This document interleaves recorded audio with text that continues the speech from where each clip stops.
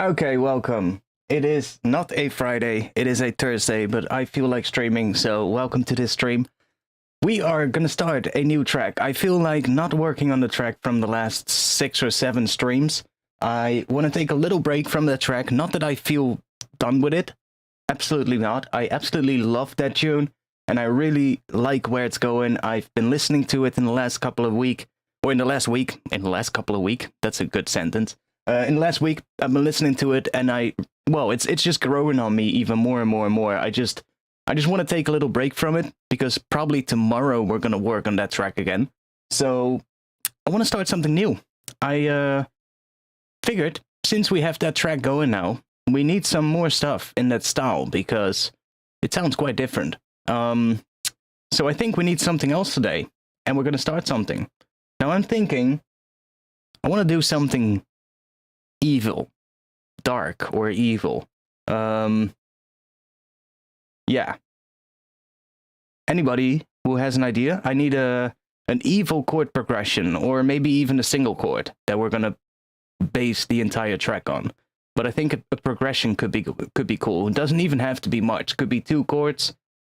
Could be a lot more elaborate. We don't know yet. But it needs to sound evil. That's for sure. I have a couple of things already set up in this project file, so we have a bunch of instruments already loaded, which are going to be pretty helpful. I already loaded up a couple of string things. I loaded up a bunch of vocal things, some choir patches. I also loaded up some choir effects kind of sounds and things. I also loaded up a music box type of sound, which I think could work for maybe the start of the track, and some subby impact sounds and weird other kind of cinematic effect sounds that we might be able to put in here and there.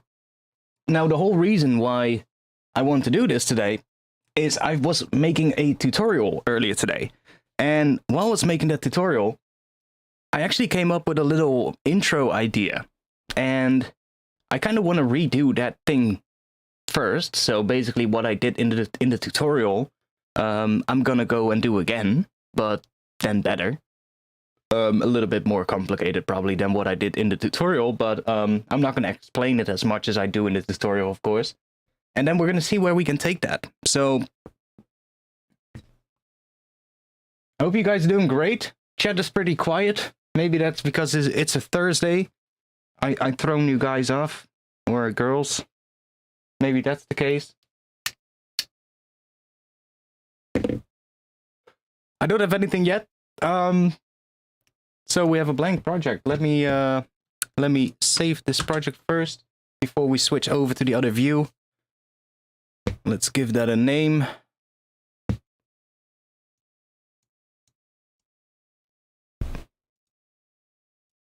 Okay, that's sorted.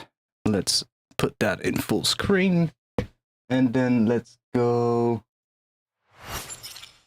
Ableton.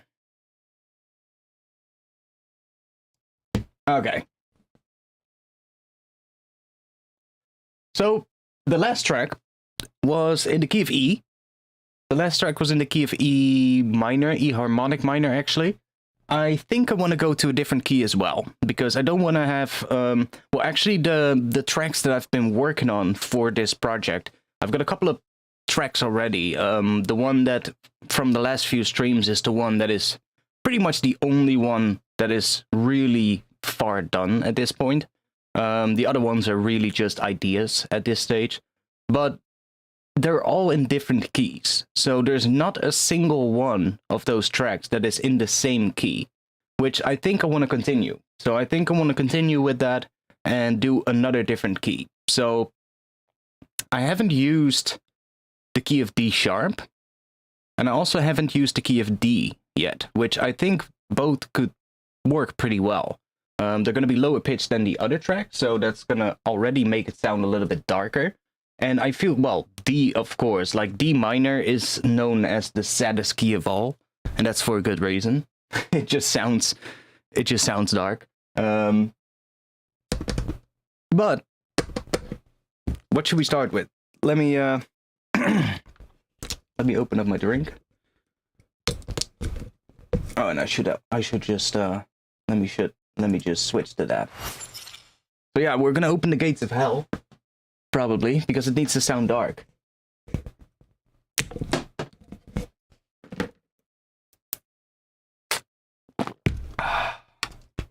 Damn, the chat is quiet today. Holy shit, is the chat working?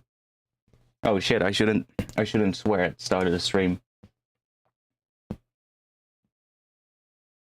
Oh, okay, well, whatever. We'll see. Let me change that color, because that's not really opening the gates of hell, is it? What should we do? Do red?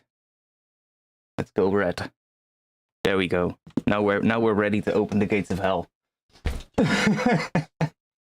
Start with some dark waves or atmosphere. Yeah, well, I think I want to do some atmosphere, of course, but I want to figure out whatever the key is and whatever the chords are going to do first. So we can load up a piano real quick.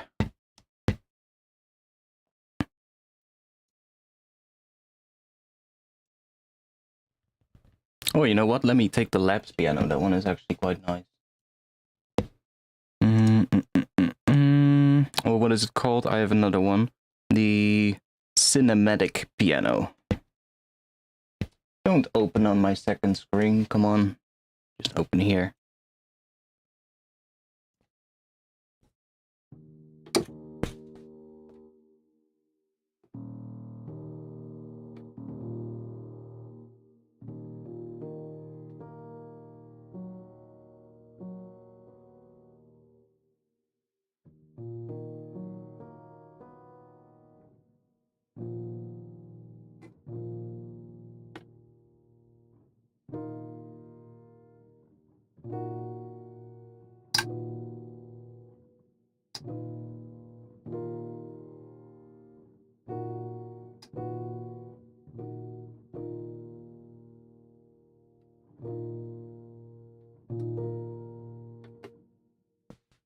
Yeah, I definitely want to do some granular stuff. I'm feeling sort of like the whole idea of the tutorial that I was making today is also about granular synthesis. It's about using pigments for creating really nice intro atmospheric beds. So there you have it. That's kind of the idea of what the tutorial is going to be, the next upcoming one. But I think we need some stuff first before we get into that. So I'm thinking D or D sharp.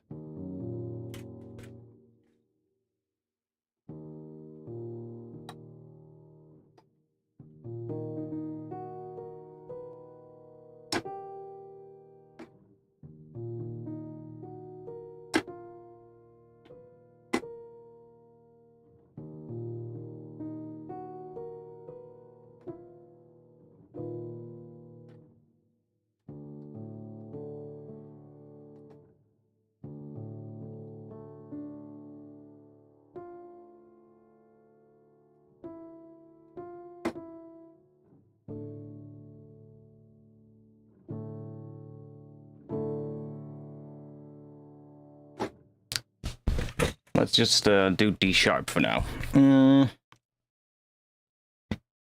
Let me then make some. Let me do some atmosphere or something. Well, I actually have a nice patch here, which I think could be cool for the start of the track. We need to have like, what is that? That's 8 bars. Yeah, maybe 8 bars would be good. So this patch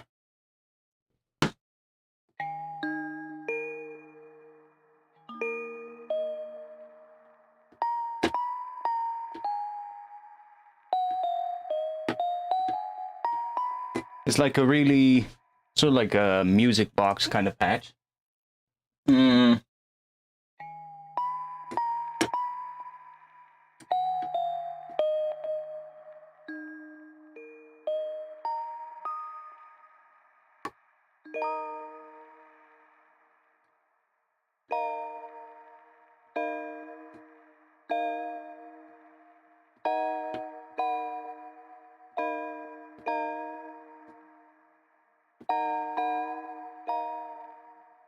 Doing some weird sus chords or something. It could be cool. See, there's another one in here, I believe. Let's see this one.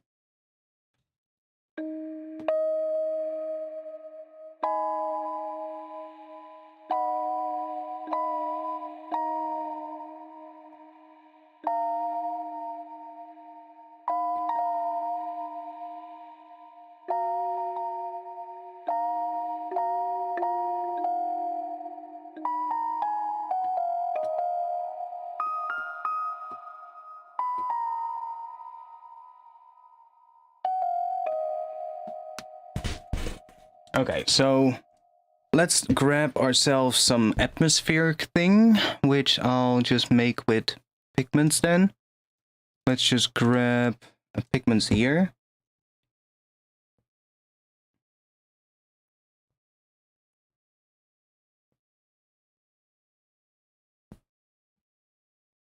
Yeah, come on. Okay. Let's do a new preset, and let's open up the sampler, granular mode, and let's put some chords in here. So, intro, probably 64 bars. Should put a nice long MIDI clip in there. And let's give that a bunch of notes.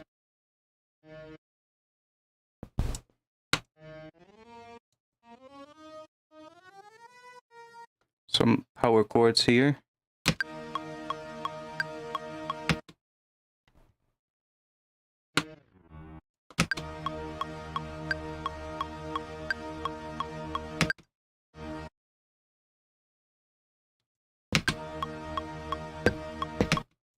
Okay, and let's put something in there. Let me grab maybe one from the Patreon pack that I put out this month. We've got these reverb tail sounds, which are quite nice.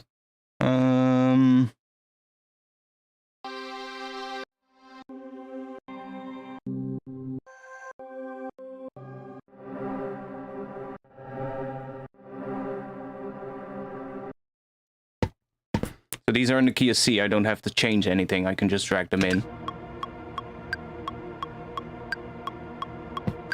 That's pretty cool. Let's set this to somewhere around here, maybe. And let's move this with a macro knob. We're gonna move this back.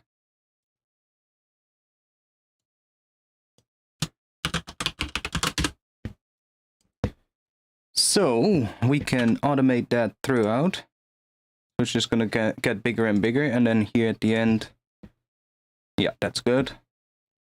Let's put some stuff down. Let's put that on 50 maybe. Bring it up a bit. Let's try that one.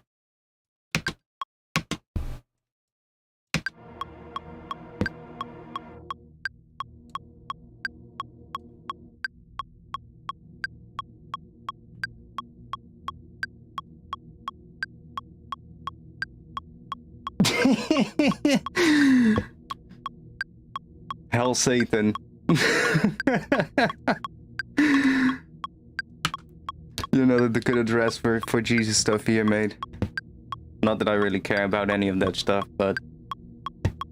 Okay, let's see. We need some filter movement here as well. Let's take this one on here. That's gonna be our filter, so we can open this up. Do a little bit less resonance.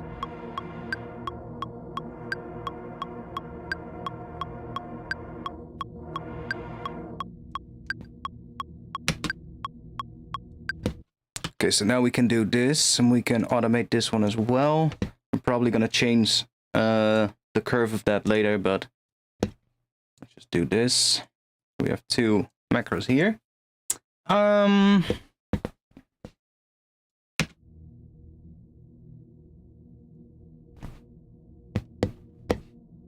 Then we can use maybe one to introduce some more randomness. Let's call macro 2 random. And let's connect that to, let's do the random start position. Let's do the random pitch as well. Or, you know what? Let's do the random pitch with a different one. Let's just do the random density, random size. So if we increase this knob, it's going to increase sort of like the chaoticness of this thing. See, it's kind of starting to move everything more to different spots, so we can even...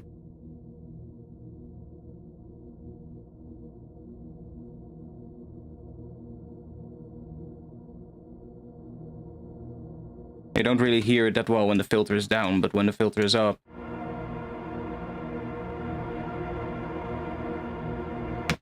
Let's bring this down a bit.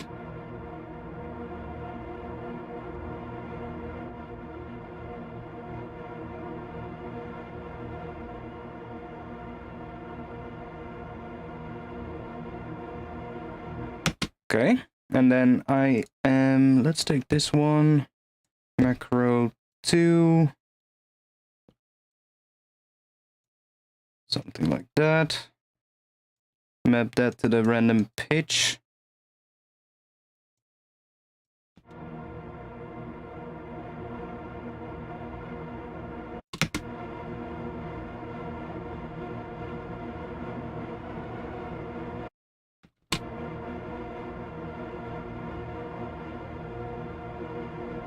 Yeah, it's pretty subtle, but it's pretty good.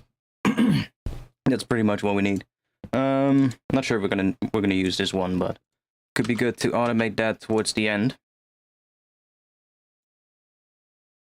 It's really sort of like coming in that last, maybe even just in the last section. And then we have macro number 1. Now, macro number 1, as you can see, is grayed out. That is because we have MPE enabled. And that's also pretty handy, because what we can do is, let's call this one volume, and then I can assign macro 1 to the level of this one. So I can bring that all the way down, put this on the level, and now we can control the volume per note. So we can automate the volume per note, and we can make every note come in one by one, which is really nice. Let's bring it up first so we can hear the notes. And I'm gonna play around a little bit with this right here. So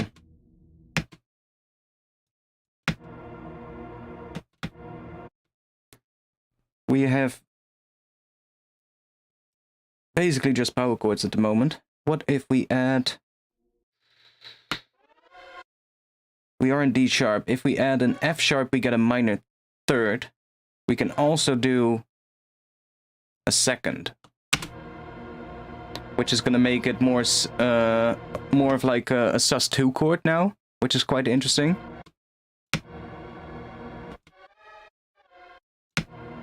Actually quite like that sound. And then we have the top note is an A sharp, so that's a perfect fifth. What if we add a sixth right here? So now we have multiple places where we basically have a one semitone interval, or only one maybe. Yeah, one place. See, that becomes really... gets a lot of dissonance towards the end, but because the notes are so spread apart, it still sounds relatively good. If we bring this down, see, they're one semitone apart, so that would sound even more dissonant. But I kind of like it there. And we can bring that in over time. So I'm gonna go in here. First thing I need to do is make sure that all these notes have a slight automation. So you can see I'm just clicking, bringing one up all the way here, so that the level is all the way up for that note. This is basically now controlling macro 1 inside Pigments. So just doing that. And then let me copy this note to all of the others as well, so they all have the same level, because otherwise you don't hear certain notes. And now we can automate the level of these notes as well. So I can say, this one, I only want that one to come in later. So let's bring this one down. And maybe do the same with this one, which is that second of the scale. And then maybe even that one as well. So then we can automate this one maybe throughout the first half. So throughout the first half, the level of this note is now going to increase. And in the first section, you don't even hear it. Like, it's not really that audible anyway because of the low-pass filter, but even when the low-pass filter would open, you still don't hear it. And I can show this to you as well. Like, if we do this, you can literally hear what it's doing now. For now, play it. We only get a single note. Or do we get one extra note somewhere? It sounds like we have another one going on somewhere. Maybe that's just in the sample. But that's what we have now.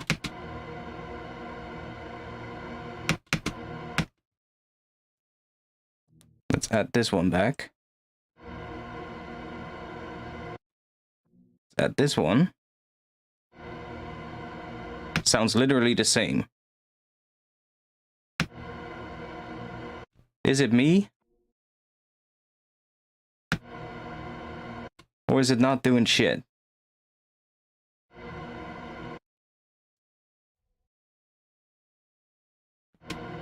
It's not doing anything. Why is that? Let's troubleshoot. Probably somewhere in here, something in here. Let's just disable MPE and re-enable it. That's weird. Because normally this controls. Okay, one way to test this is just doing this. I don't think it's working because...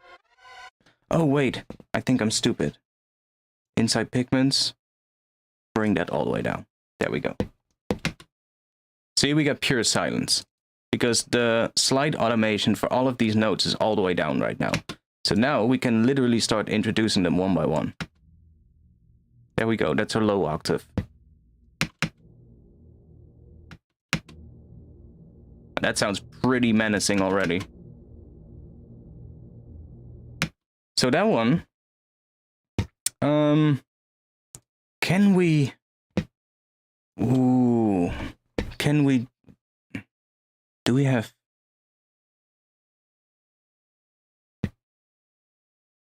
I have a question. Generic MIDI controls? No, I want to know if there's more MPE modulation destinations that we can use. Or is there just this one?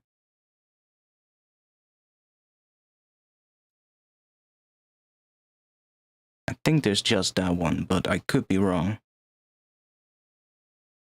Slide CC, yeah, slide CC. We need another one, basically. Well, I wish we had another one, so that we could do...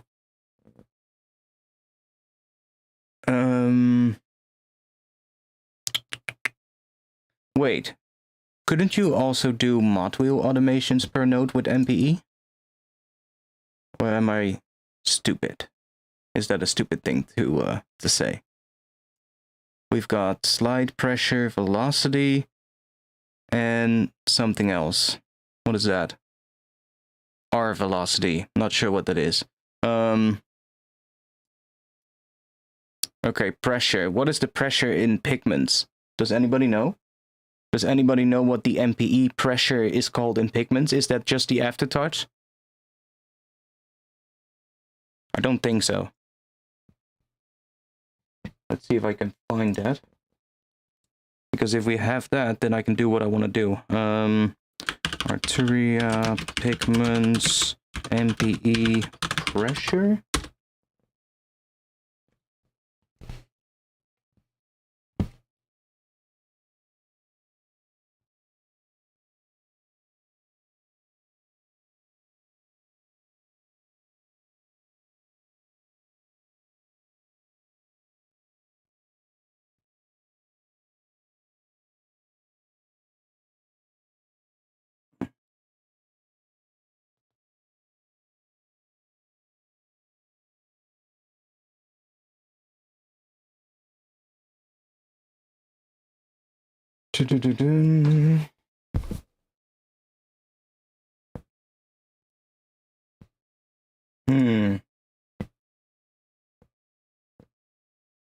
I think it's like aftertouch, but per note. Yes, but I need to know. What I want to know is what the pressure, if that is connected to anything inside Pigments. I know the slide is connected automatically to macro 1, which is what I'm using for the volume. Maybe I can just use, you know what, I don't need another one. We can fade this in. What I really want to have is per note filter movement. So instead of doing the volume, let's just do filter. So I'm just going to put that here, macro 1, and let's remove this. And then let's do per note filter movement. So we already have this filter here, so let me take that off. And then do that on macro 1. Like that. That is not called filter. This is called filter. Is pressure another way of saying velocity? No, pressure is just one of the modulation sources that you have with MPE, basically. Like you have the slide, and then you have pressure, and you've got these other ones as well, like your velocity, and I'm not sure what the R velocity stands for, but you've got like other things like probability controls and all that kind of stuff, which is cool, but these two, the slide and pressure, you can actually automate. So you can actually create like lines, right? Like you would with normal automation. So you can use these to control anything per note as long as you assign it to something inside of a synth. But I don't know if the pressure is also used in Pigments. So that's the thing I was wondering about. But it doesn't matter. We have this now, so if we just do that, now you can hear.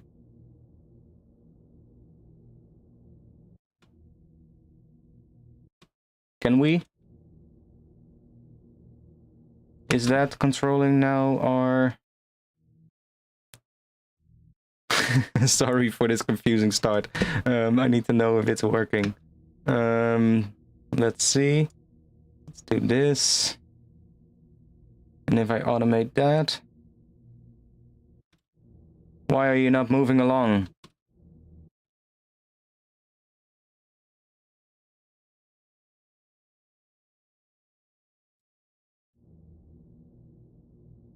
See, that's weird. Because this is all the way up now, the slide, which is connected to here, which is connected to the filter cutoff, but it's not doing anything. See, that's what I mean. It's acting up a little weird. Let me close these two down. So if we do this, now it should be moving down in here, but it's not.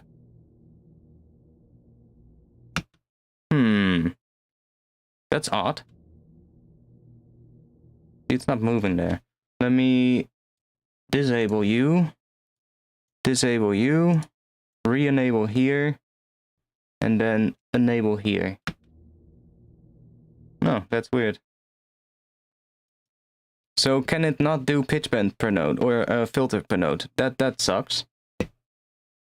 Because that would have been really cool. Well, that sucks. Then it's gonna be volume, I guess. But then we cannot do what I wanted to do.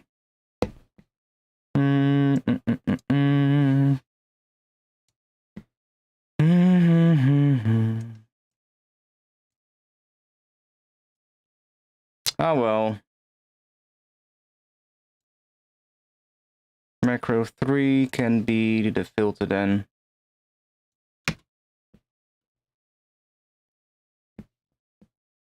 Yeah, I just did that. See? The moment I attach it to the volume, it works. It's just silent. Like it should be, because there is nothing here. And if we do... See?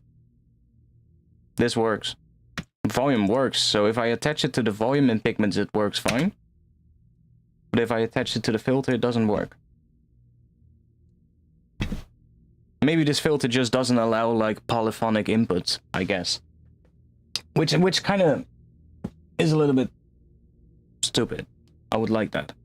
I know, like, the serum filter, at least the one in the main tab does. Like, the main filter does it. But yeah, that one doesn't have, granular, so... Oh well. We can always split this up across multiple tracks so that we can filter them individually from each other. Because what we really want, the filter was macro 3. What we really want to be able to do is just say, like, okay, this one is gonna come in quite fast. Maybe over this section. So it starts like that. Then kind of grows already. And then we have this note. And we can sort of like bring that in gradually throughout the same section. And then we can start bringing all these notes in one by one. So it becomes bigger and bigger. Let's put that one there maybe.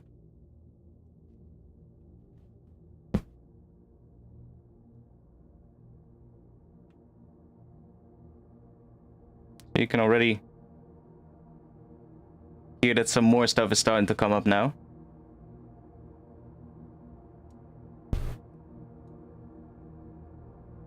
This one is going to start a little bit later. Bring that to somewhere around there. And then let's take this one, put you at the halfway point. Bring you up. And then at the same time, we're also going to have this one coming up. Which these two add the dissonance. See? Maybe even make that last one.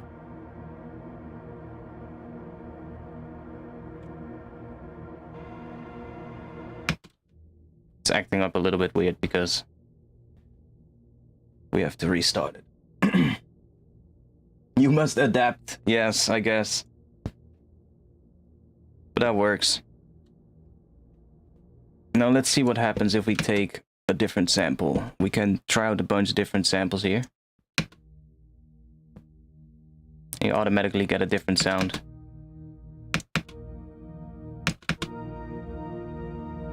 It's a bit too beautiful.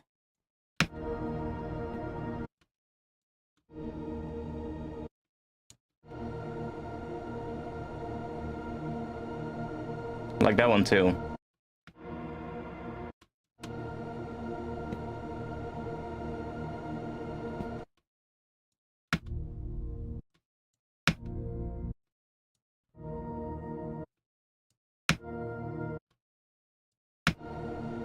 So that one works. Let's try that one.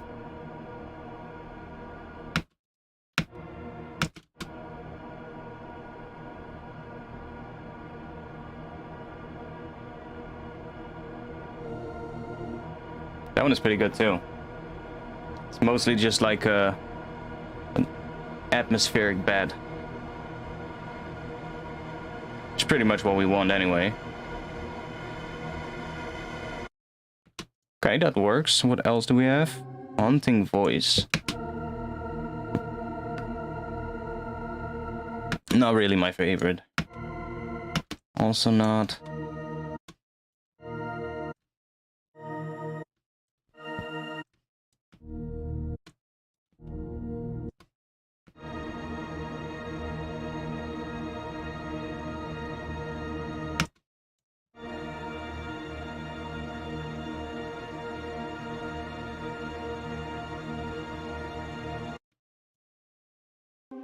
But you can see how just by using different ones, we get a completely different sound, so... those don't really work that well. What else do we have?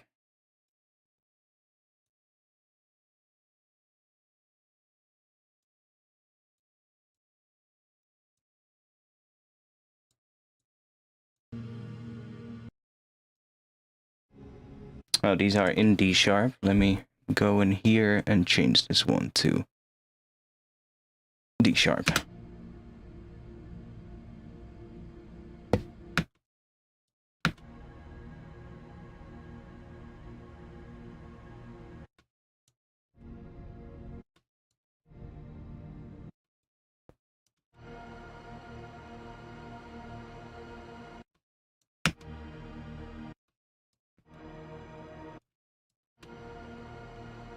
Kind of like that one as well.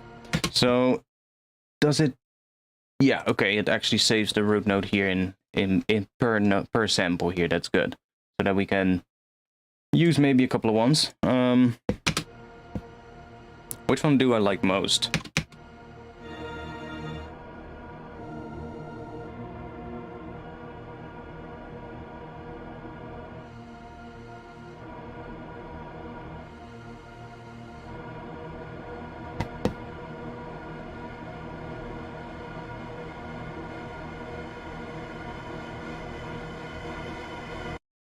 Okay, macro 2 is getting a little bit hectic on the start position of the sound here, on the random start. So let's back this one up a bit.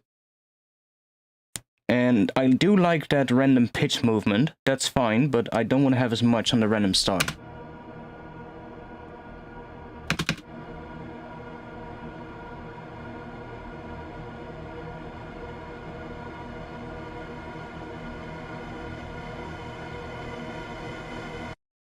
Yeah, that's good. What we got going today? I want to make something evil. I want to make something, I don't know, with a long intro, or, well, I mean, that seems pretty obvious when I make music, but an intro that is more like, I don't know, a bit darker, kind of gross throughout, maybe, and then, I don't know, we need to have a moment in this whole thing where it sounds like, I don't know, we opened the portal to hell or something. I guess that's what we need.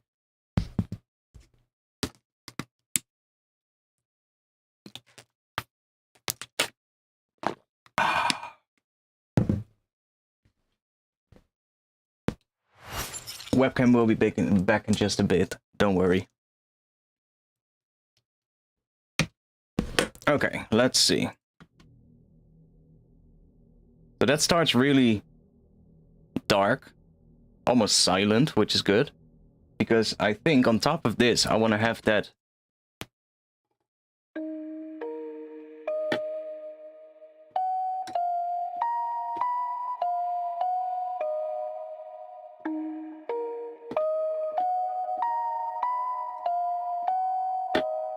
something like that. Something spooky music box kind of thing.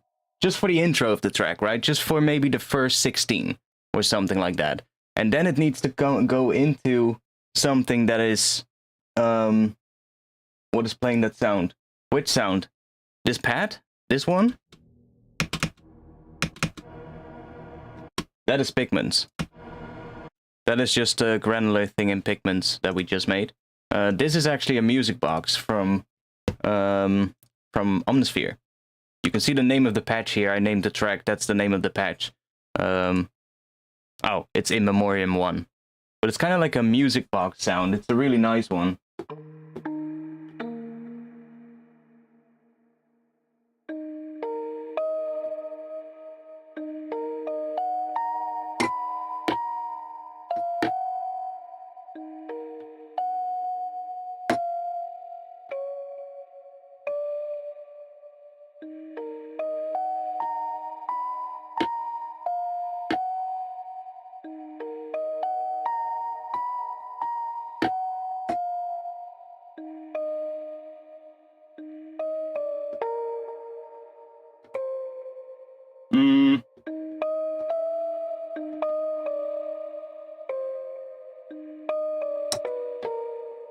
There we go, that. Is dark always considered evil? I don't know. I don't know. Don't think so. If we're talking about a color, then it's not evil, right?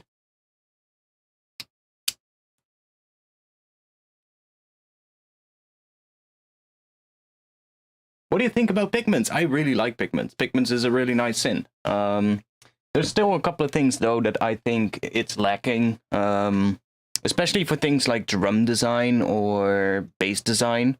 Even though it's a pretty good synth for bass design, there are a couple of features that I think it needs to really be better at it. For instance, like having the the control over the phase rotation of your oscillators. That is a very important thing. Being able to choose the position in the phase of the waveform where it starts playing. Because as soon as you start dealing with two or more oscillators, and they're running through distortion, for instance, which most of heavy bass music does, then being able to change the phase of one of the two oscillators is going to hugely change the sound. But there's no phase rotation in Pigments. There's no controls over that, so that's a little bit annoying. But other than that, there's so many great parts about Pigment. So it's just another really good synth that I like. For me, it works most for making atmospheric stuff with the granular engine, because I love the granular engine in it. It works so easy. It's so quick compared to like a lot of the other granular synths, and it's very easy to control as well, because you got all the interesting modulators and all that kind of stuff. Like you got all of these modulators at the bottom right here. Let me close it down. All of these right here, and you can just use that with the granular engine. And like, for instance, like before I used Quanta, right, for my granular stuff. And Quanta is great, but if you want to do some modulation in Quanta, you have to open up the modulation matrix. There you need to set up your modulation, and then you need to go back to the main tab to see what it's doing.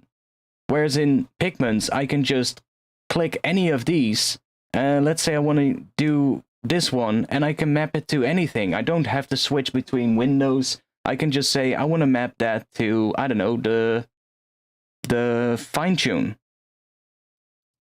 Could actually be better, maybe be better with an LFO. Let's try an LFO here on the fine tune, and it's there. I don't have to switch between a window, right? So it's so much quicker, and I can right away see what all the modulations are doing. If I hover over modulation here, you can see that it also highlights it on the fine tune, and it gives that little yellow dot on the top of the engine to indicate that that's where the modulation is happening. And you can see that here as well at the top right, with next to the synth thing. As soon as I hover over that LFO, it shows us that yellow dot.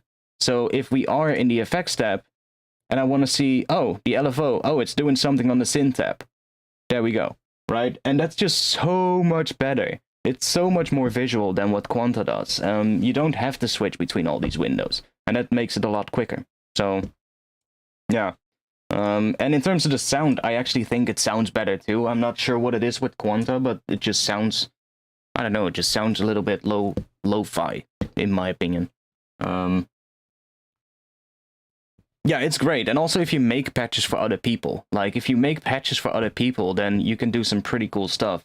Let me open up a blank Pigments, because I got something to show you as well. I was asked by Arturia if I wanted to make a bank for the new Pigments 3.5. And that bank has now been released. So there's now a bank out that is made by me and a couple of other sound designers called Bass Thermal. And that pack contains 150 presets for $29.99, 150 presets for drum and bass, dubstep, and grime. Yeah, just a lot of patches made with the new Pigments, basically. You can see Gydra. Don't really know who the other two people are, but doesn't really matter. Oh, there's more people. Vici. So there's a whole bunch of people that worked on this pack. And it's just nice. Like, what did I wanted to say? I wanted to say something. Oh yeah, I know what I wanted to say. So let's say we have one of these patches by me. Just the first one. Let's just grab that one. Like already right away, you can see we have these yellow ranges set up here, right? Do you see that? And that the filter here is highlighted, for instance. That is stuff that I love. It has to do with this right here. So if we... Why is it on this patch? Oh. Didn't I click that one? Okay, there we go. Oh, probably because I don't own the bank in my account. Well, it doesn't matter. It's the same for any of the presets. So all the presets, when I was also asked to do this for the presets that I made, you basically need to set stuff up with this thing right here. So if you hover over this, you can see it starts highlighting things. And that way you can kind of tell people that use your patches, hey, if you want to tweak this patch and turn it into something interesting or into something else, then these are some good parameters to check and to tweak, because they do a lot of changes to the sound. So you can see already, hey, we have this thing lights up, something here lights up. Okay, the filter. And yeah, I can show one of my patches actually. I have the bank here that I actually submitted. Let me just grab one. So you can see right away. See, I have these things highlighted, and you can just see. You can also turn it off. Like you don't have to see it, but it's a nice little extra thing to kind of tell other people that use your patches, like, hey, on the envelope tab here, tweak the decay time of that curve if you want to change the sound a bit, or tweak the modulator tuning, tweak the wavetable position, pick a different wavetable, you know? Yeah, no, I made the pack. Well, I made a part of the pack, I should say. It's not just made by me. But they recently released it. I have the pack here, but these are just my own presets that I submitted for the pack. I'm not sure if all of them are in the pack, but a good amount of them are. Like, I can show you some of them, because I can play them if I'm in this tab right here. A little bit loud, maybe.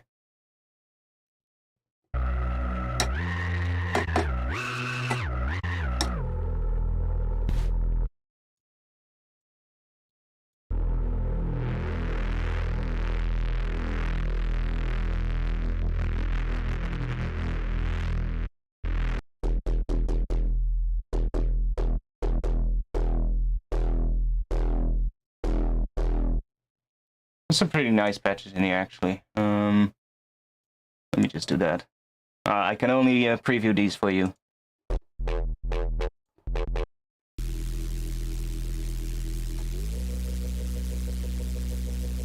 I think I actually used that one in a track recently.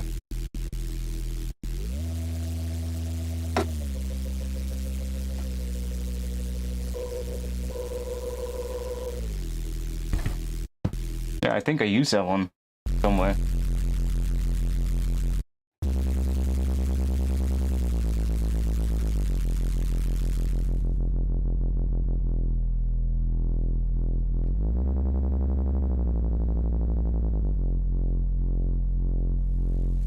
But there's some pretty nice patches throughout the entire pack, to be quite honest. Haven't checked all of it, because honestly, I cannot really check the other ones from the other people. Should probably get in touch with Arturia and tell them, yo, maybe you should give me access to the entire pack. But I'll do that after the stream. But yeah, that's out now. So if you want to check it out, just go to the Arturia website. It's available inside of Pigments and in Analog Lab V, if I'm correct. So you should also be able to find it in Analog Lab, I think. Yeah, so Analog Lab and Pigments, you can find these presets in. Yeah, quite a bunch of presets, 150 total. So yeah, there's some. I wish there were other ones. Well, let me just do this. I'm not sure if they, like, bear with me, I'm not entirely sure if all of these are in the pack.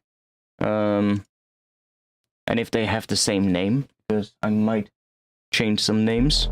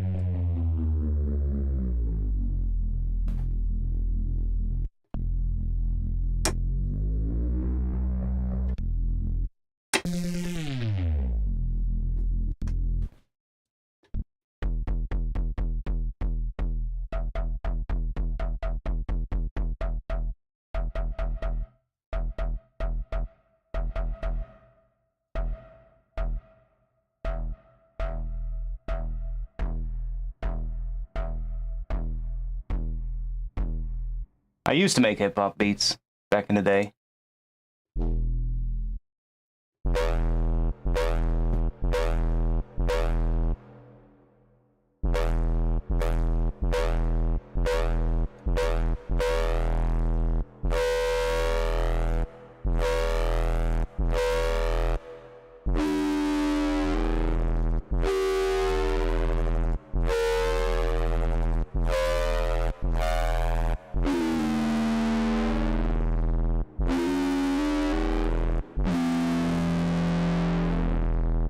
Yeah, like I said, some cool presets in this pack, so check it out if you want. Let's see.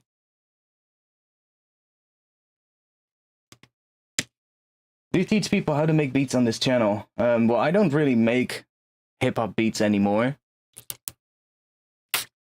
When I make anything hip-hop related, then it's usually just like half-time drum and bass stuff, which is basically just drum and bass sounds, but with hip-hop beats.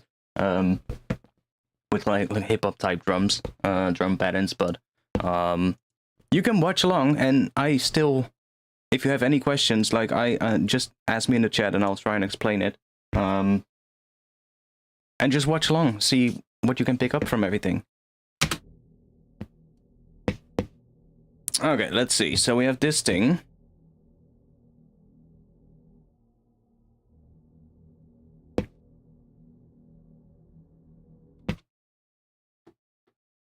And then we have that music box thing, which I think would be cool in the first section. So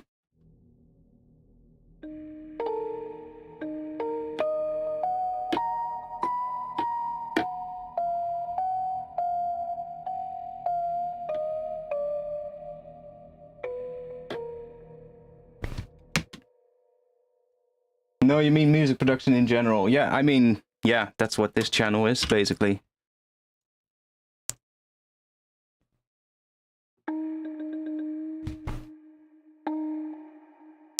Okay, you know what? Let's make this a little bit shorter, so that we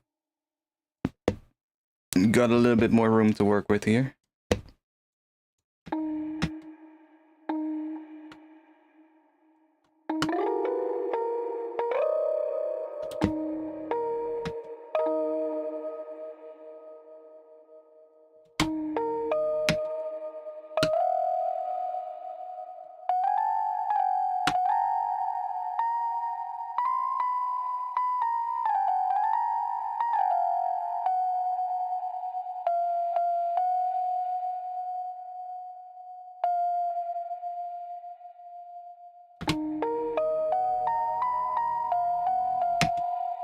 Let's see how quick are we gonna make this.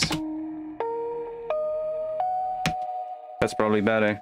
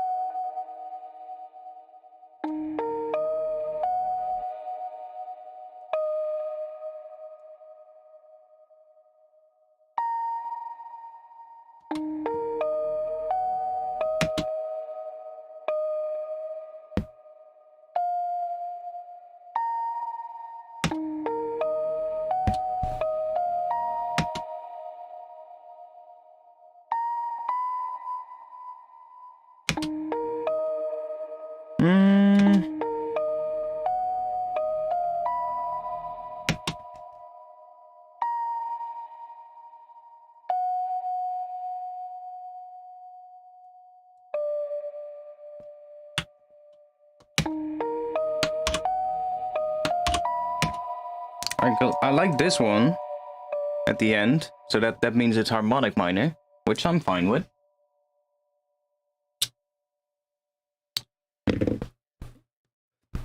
But what are we gonna do in that first section?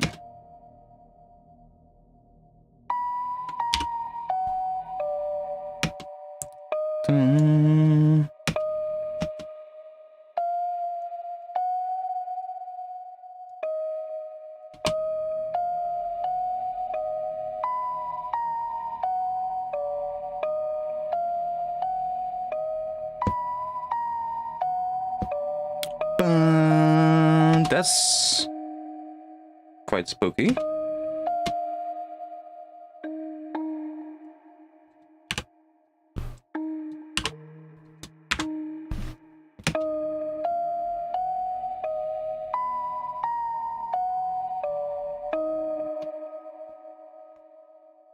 I mean, that question comes around like literally every stream. Do you guys listen to my answers that I give to that question every time or not?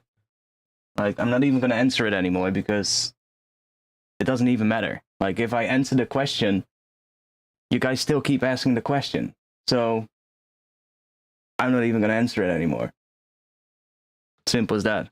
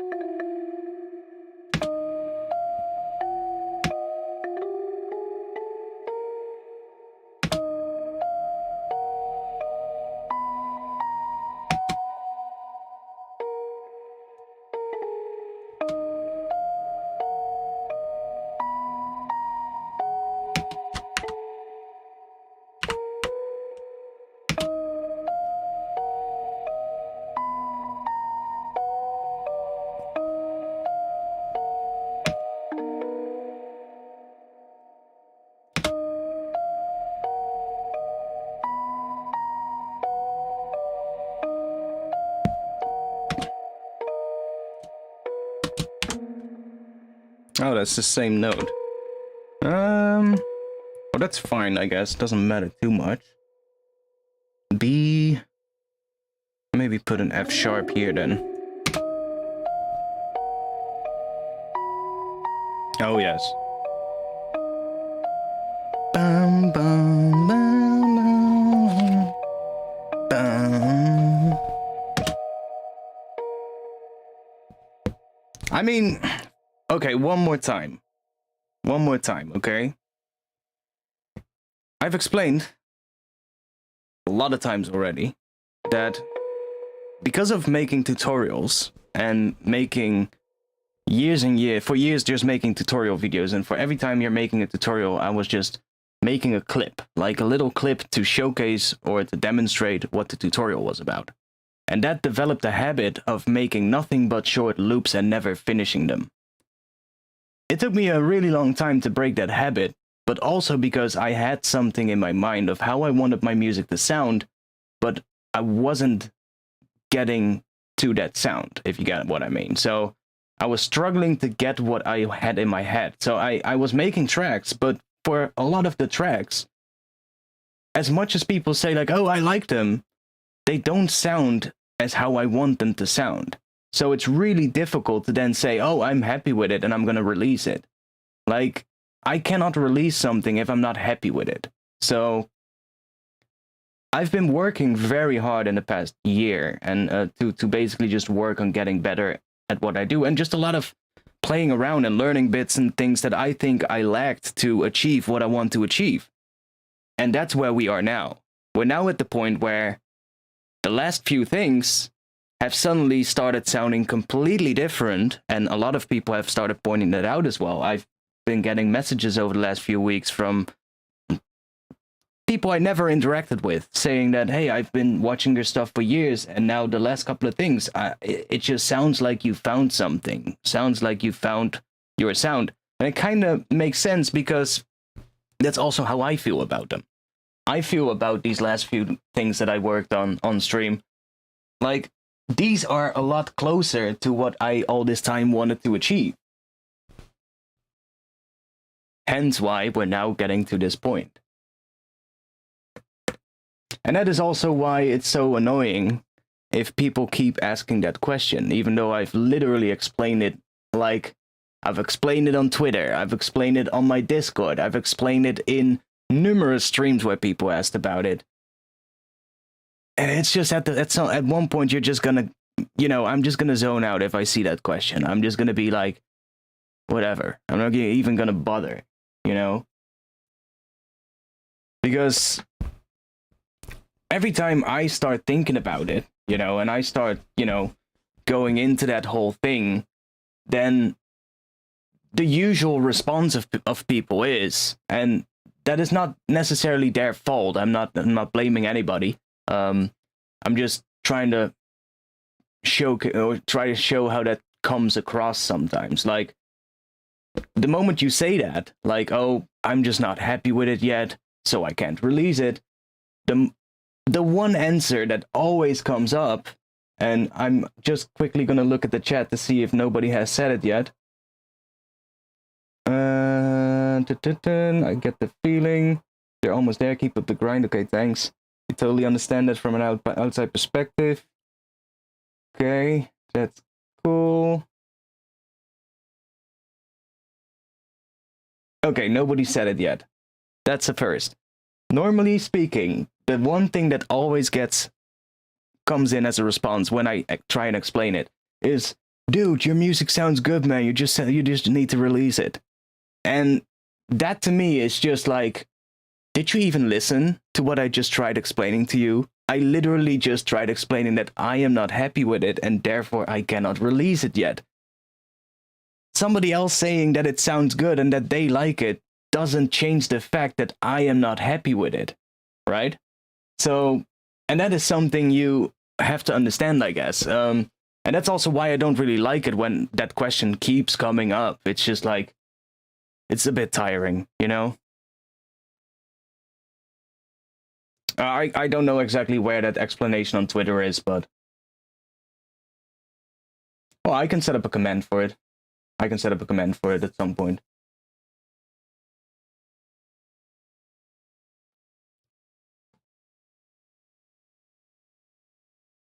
Yeah, it's just, you know, when you have something in mind of what you want to do, and it doesn't sound like that, then why would you release it? I'm not here to please somebody else with what they want to hear. I'm here to please myself. I'm here to please, well, okay, that might sound a little bit arrogant. Not like that. I'm trying to, what I'm trying to say is that I'm trying to make the music that I want to hear, right? I want to put something out that I would like to hear, that I would enjoy listening to, and that sounds like something that I would make. Whereas, you know, you can try and please the masses, but I don't think that's where really good music comes from. So it's also not what I'm interested in. And for a really long time, I've been doing that, right? Trying to make, because that's also like, as somebody who's been making tutorials for a while, I kind of have to do that, right? So it's all about like, oh, everybody wants to know how to make this sound because that's hot right now, so I need to figure out how to do that. And that's how I got into that whole, you know, habit of just that annoying habit of not finishing things and just making little clips and then hopping over to the next thing because the next tutorial is gonna have to be made, right? So I also kind of stopped that, and you can see it as well. Like, I don't do a lot of tutorials at the moment. I mostly do live streams, and then every now and then I post a tutorial, and that's basically just when I'm making music now and I find something while working on a track that I am working on that I can talk about, that I think is interesting, then I'll make a tutorial about that. So it could be that there's not going to be a tutorial for 2 months, but, and then suddenly there might be like 2 in 2 weeks, for instance. But it's all, I'm not really interested anymore in keeping a consistent schedule with my tutorials and making content and thinking to myself, oh fuck, I haven't made a tutorial for this week yet, you know? Like, I tried it in the past, like doing weekly tutorials or even 2 a week, and it's just not for me. Like, I can do it, but when I do that, my own music suffers, and that's not a good thing. So I'm now sort of like changing all of that, and I'm literally just focusing on my own music, and if I can make some content around that, then that's a big plus. Okay, so that's the that's the explanation in its entirety, I guess.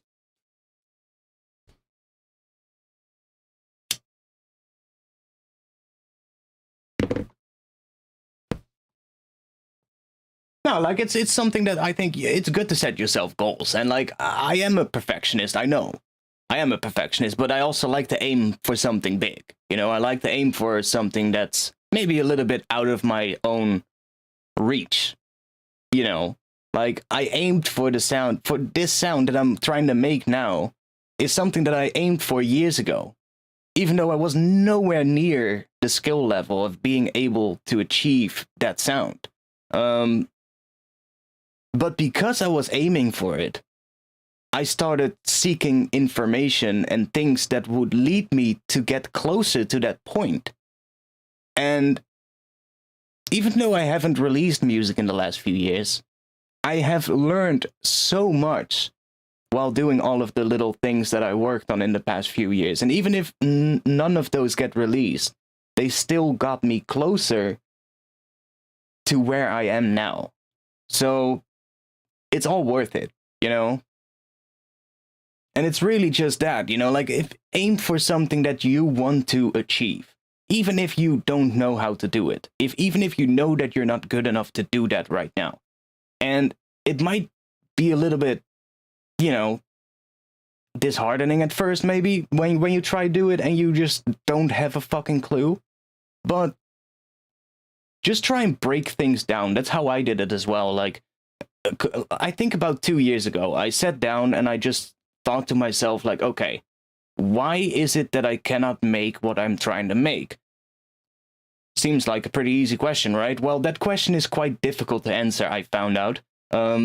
Because when you don't know why you're not capable of making what you want to make, well, that's usually the case, right? You don't know. You don't know what you're lacking. So you have to start thinking, right? You just have to start listening to music that you really like, or things that have something that you want to incorporate in your own music. It doesn't even have to be drum and bass. Like, I listen to a lot of film music, a lot of film scores, and that kind of music for the types of harmonies and sounds and so, like, chord structures that I really love from that type of music. And I started looking into that, like, a lot, learning a shitload of music theory, because I realized the thing I was missing was the actual theory aspect. I wanted to bring the cinematic part into the heavier drum and bass part and get the sort of, like, cinematic melodic elements into heavier drum and bass tracks, which is already not easy to do. Let's be honest, most of the times heavy tracks are not melodic, for good reason. But I started realizing that I had, like, well, a very basic understanding of music theory. And how are you going to be able to write something that sounds very cinematic and really, you know, interesting cinematic as well? Like, not just cookie cutter cinematic stuff that almost anybody that knows a little bit about music production could make. No, actual good sounding cinematic music. You need music theory for that. So I had to learn that, right? So that's something that I learned a lot about in the last few years, and that I think has helped me a lot to get now to where I'm getting a lot closer. But other than that, I've also started thinking to myself, okay, maybe I just need to look at some people that are really good at what they do, in drum and bass, for instance, and Patreon came along in that same sort of, like, time period, and that's been a god blessing, honestly. Just being able to sub to some people on Patreon that I really like, that I look up to, and just watching their content on there and seeing them work. It's basically the equivalent of being in a studio with somebody back in the day and just watching over their shoulder, right? And it's great, you know? Just making a couple of connections and just seeing if you can talk to some people like that about music, and just asking them some questions every now and then. And that has helped me a lot in the last year, for sure.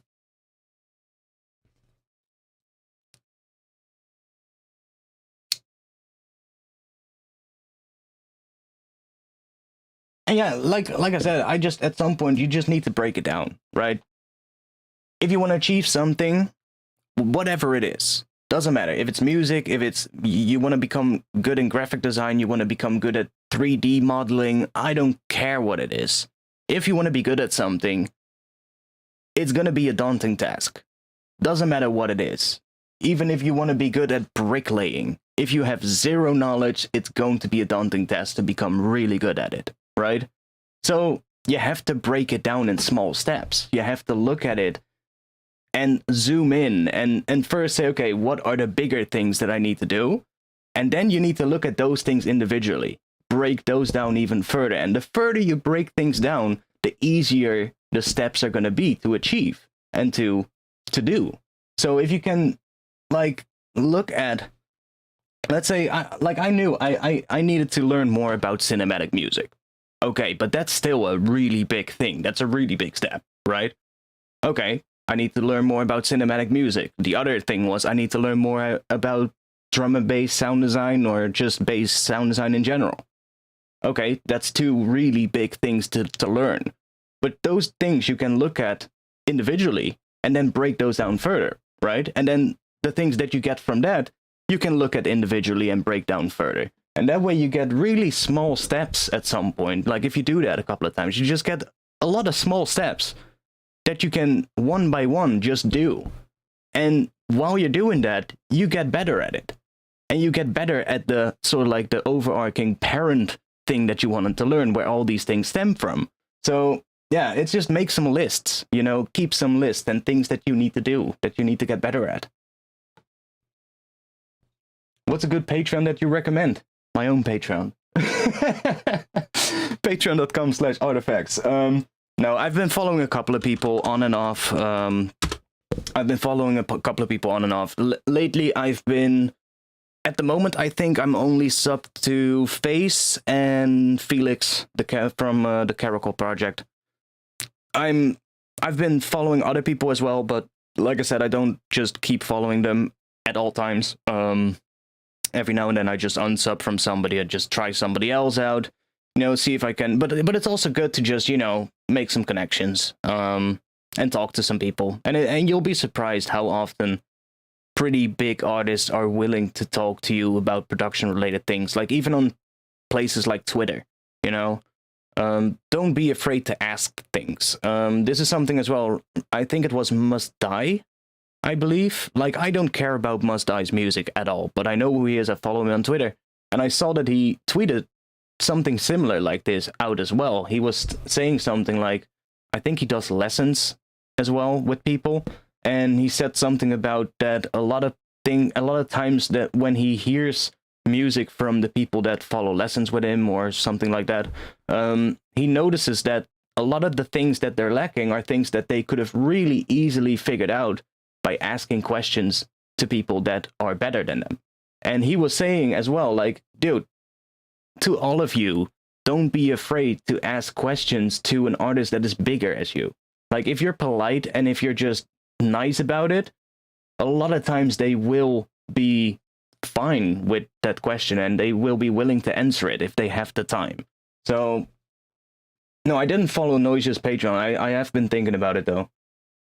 I have been thinking about it.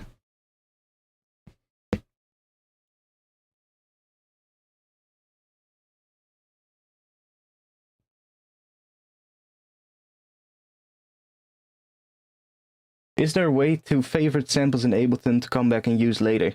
What I would advise you to do is just set up one of the collections as a favorite collection. So let's say I only have one of them or two of them used at the moment, but let's say this red one, I can just say, oh, we actually have two things here. We can call that favorites. And red, if we go into here, that's the first one. So that corresponds to, I think, the number 1 on your numpad. So if you can just remember that, you can go in here and any sample, just select it and just hit 1 on your numpad, and there you go. It's now in this collection. So that way you can pretty easily like favorite things in a way. At least that's how I would do it.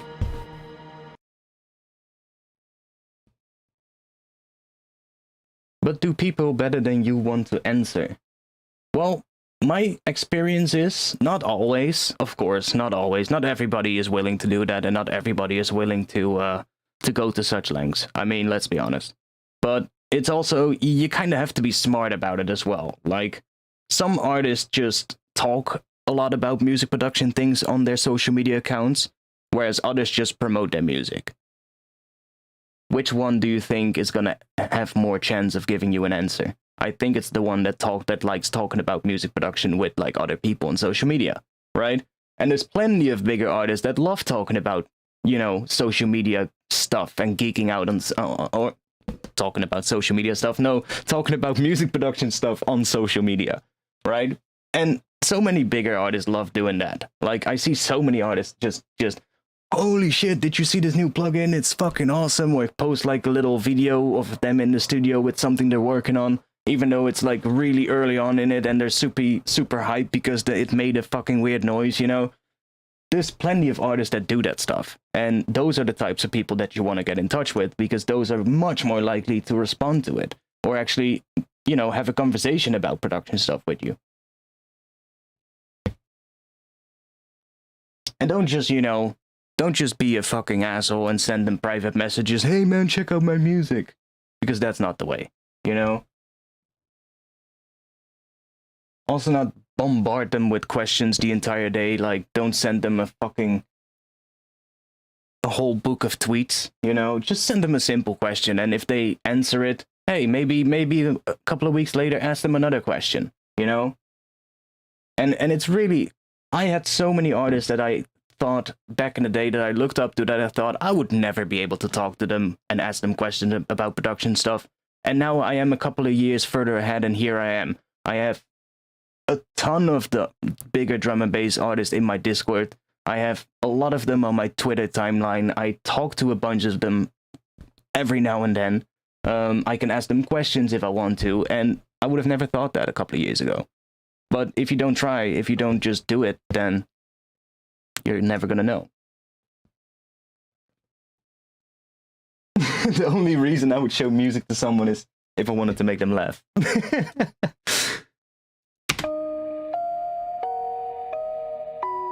Okay, let's bum,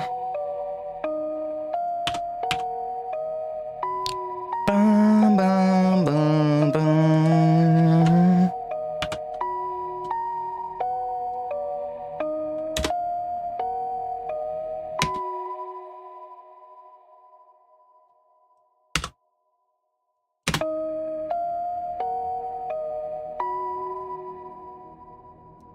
Bum, bum, bum, bum, bum. Ooh, what is that? Dun, dun, dun, dun. Ooh, yes. We do that.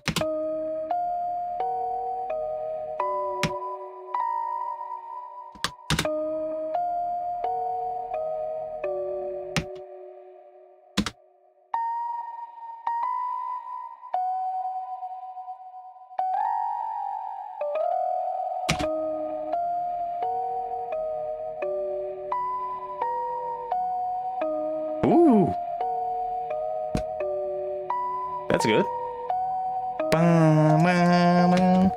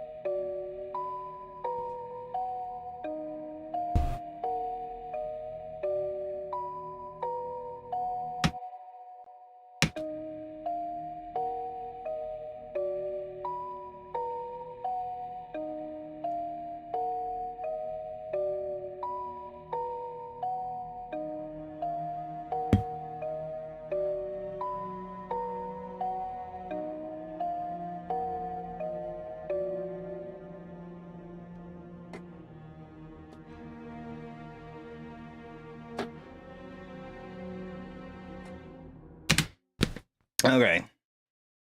Need some extra stuff coming in halfway here. That's for sure. Let's just do this one so we can sustain that last one.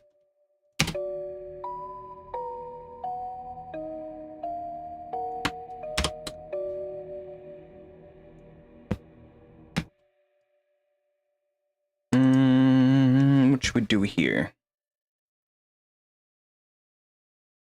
So it's really mostly just based around a D sharp minor chord with that extra, what is that? A sixth on top? Or what is it? A flattened sixth? I'm not entirely sure. Oh.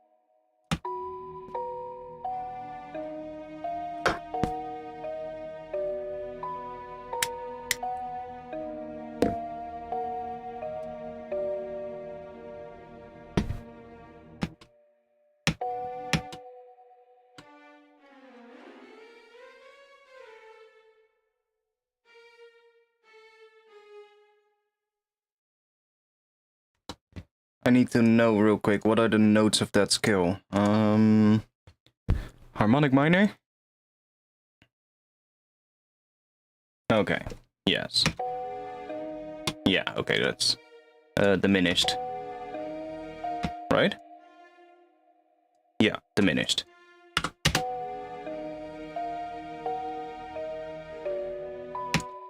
And that would be F sharp.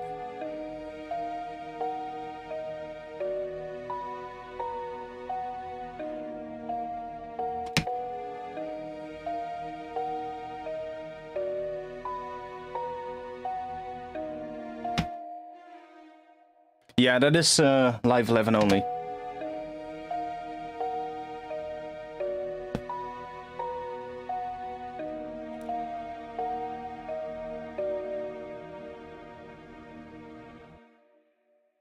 Okay, then it just ends on a D sharp again, on a D sharp minor chord, except it's inverted. And we're missing, of course, the triad note, the middle note.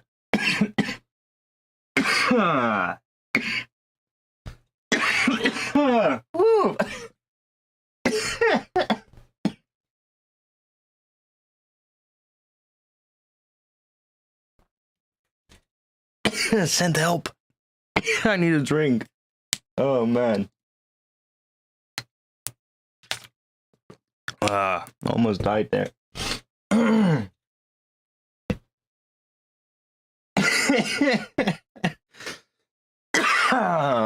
Okay. There we go. Yeah, I don't really like the top notes either.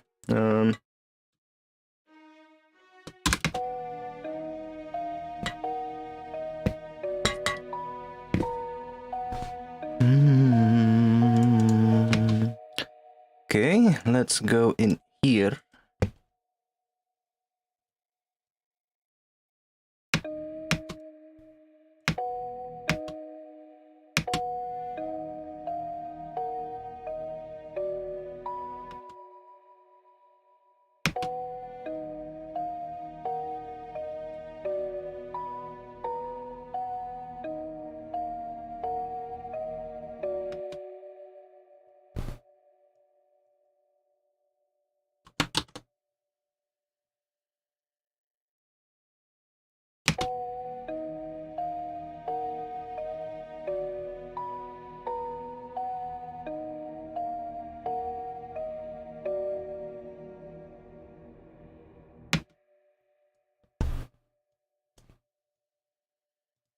We can do octaves, maybe.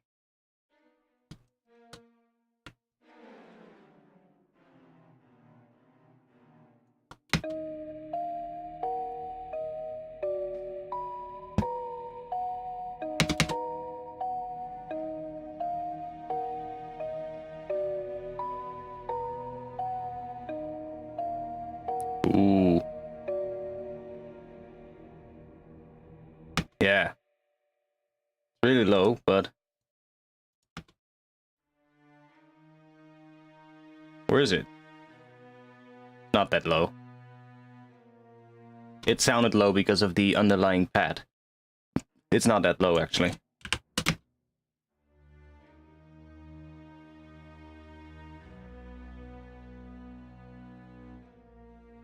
Now, I want to make the bell sound more out of tune.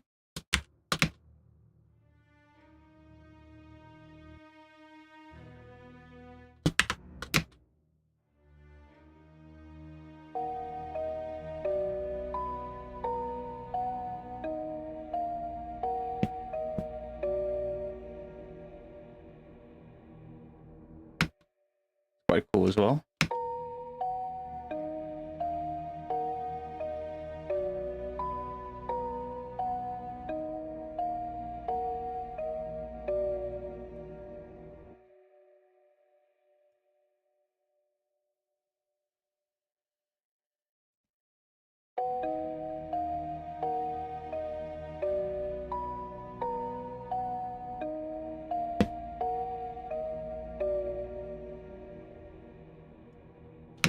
Okay. No, I think it could be nice. Maybe do... Let's try this out. Let's save, first of all.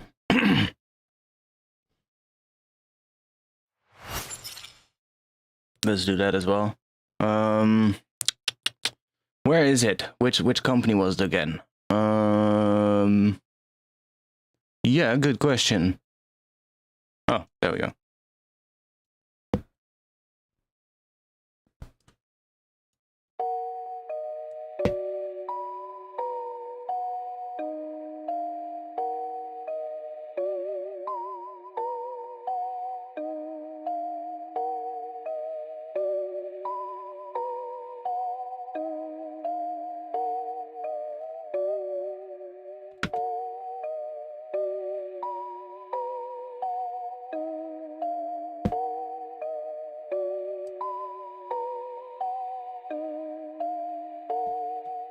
Wait, with Melodyne you put it exactly on key, right? Can you put it off? Yeah, of course. With Melodyne you can edit anything. You could even have, like, if you, let's say you have a sample pack loop, and you really like the loop, but the chord that's in the loop, that's used in it, is not the right chord. You can load that loop into Melodyne, and it will try and figure out the individual notes of the chord. And then you can, for instance, turn a minor chord loop into a major chord loop, for instance. You can, or put things out of tune. Yeah, you could do that as well.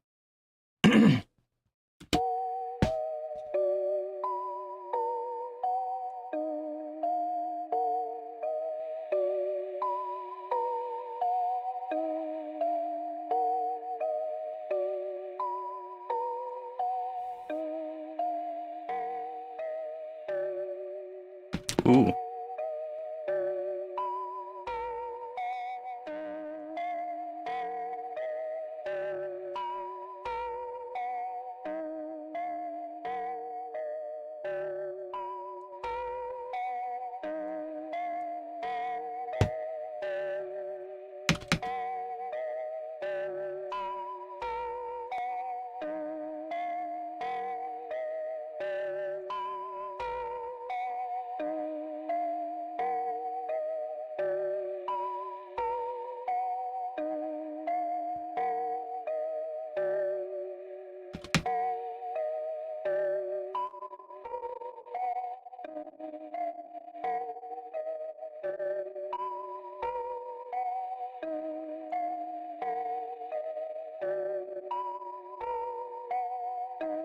I do kind of like that. Maybe towards the end, on that last part here, automating this up.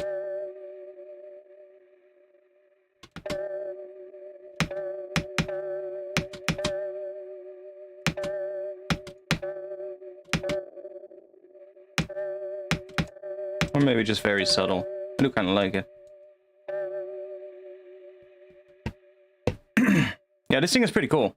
It's not even that expensive, this one. But yeah, it just gives you a couple of different sort of like types of cassette tape that you can choose from.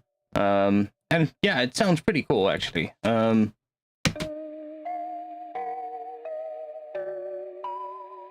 Now there is some noise already in the Omnisphere patch as well, so that's also what you're hearing. Like, we have that thing, and then there's this thing, so if we mute this, then you're only gonna hear the music box, probably. See? Now we can really hear what that... Like, that's pretty subtle.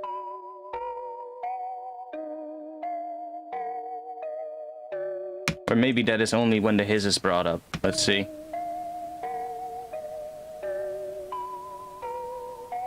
Yeah, that's really subtle.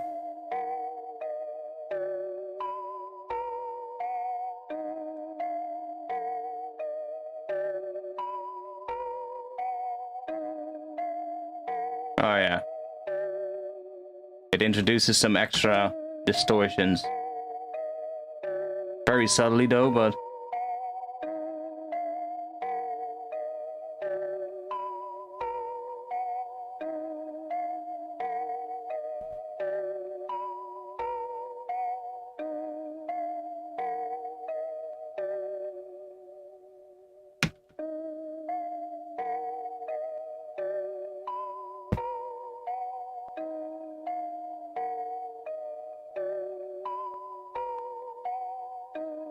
What is that? FM mode?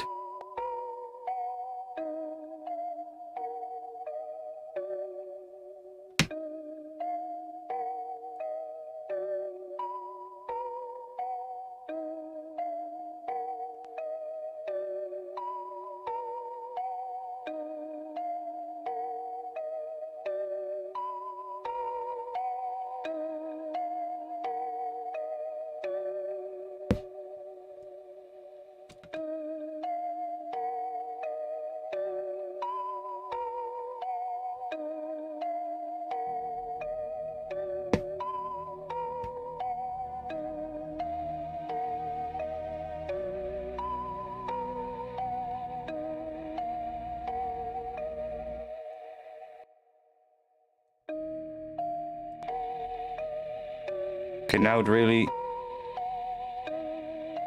Let's turn that off. Don't like that. Don't need the compressor.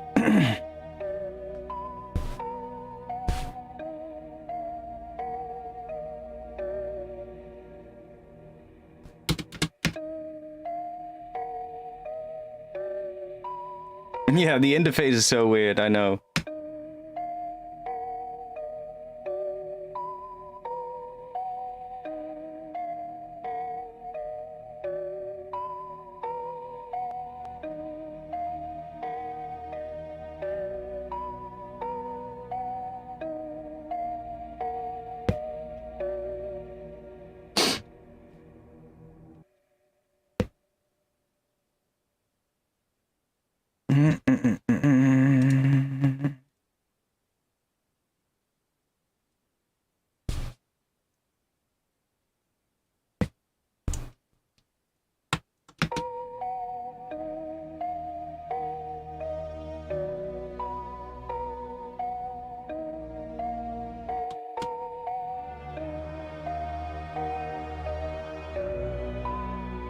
Ooh. Maybe not in this section, but that is really nice.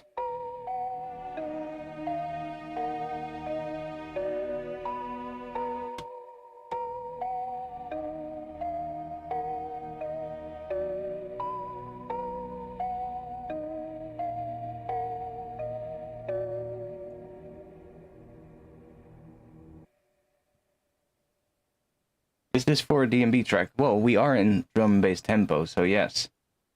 Long harmonics. It's only gonna be the high notes. We're not gonna hear that. Ooh, maybe that is nice though.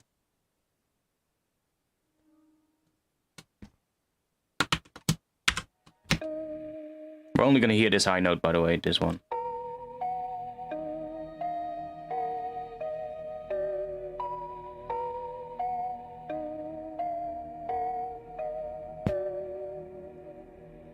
I have to boost that a little bit in level, but I do like that, the harmonics there.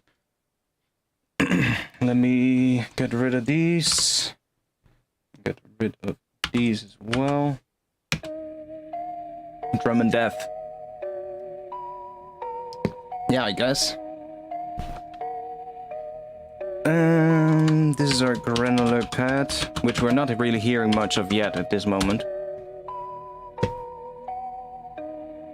But that's fine. It's gonna come in later.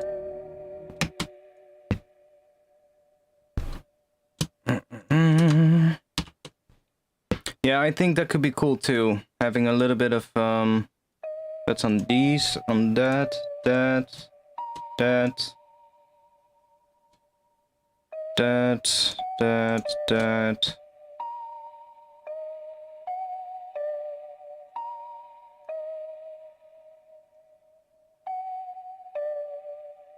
So all of these, just having them a little... God damn it, let me turn that off.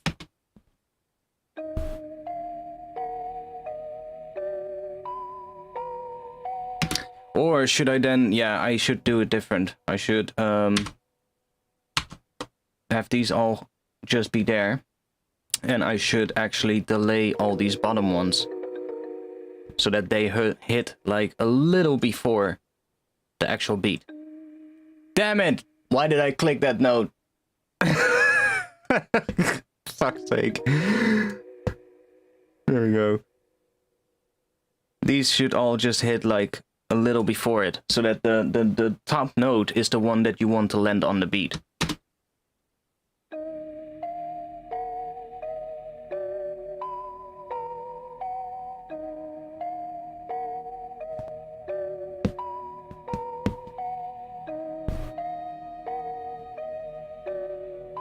The strings are still shit.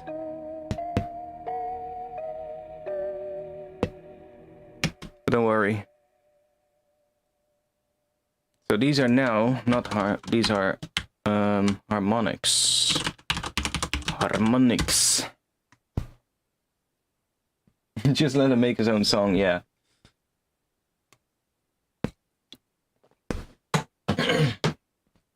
We'll get there though. We'll get there. Don't worry. It always takes a little bit of time to figure out the main thing, and then we're gonna get started pretty quickly from there. I know what we're gonna do now, though. We're gonna, after this one, we need sort of like a little swell thing in this section here. So let me duplicate this one. And then this is gonna be string... Yeah, I don't know, let's just call it ensemble. Which it is, but I'm gonna have a different thing. Let's try that one.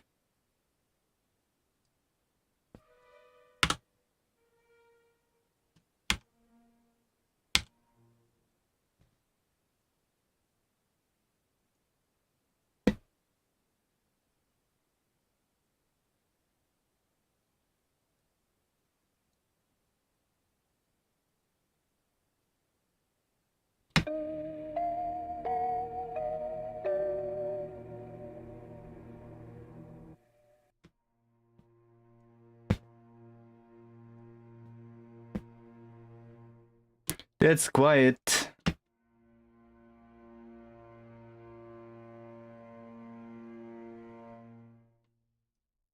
We need something with a bit more.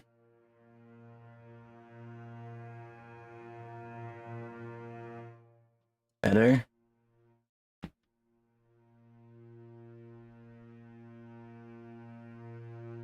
What is this? Tremolo.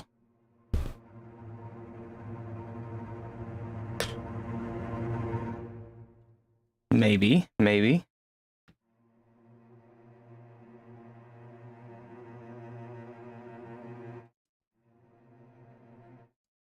Ooh, let's try this one.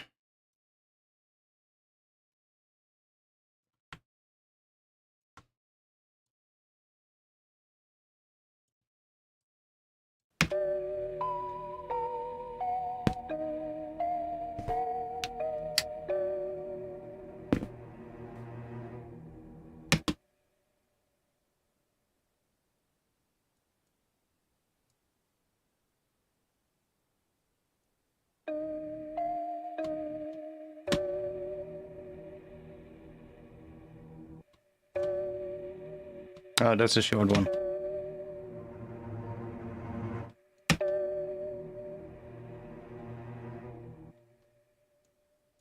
Okay, let's get maybe this one.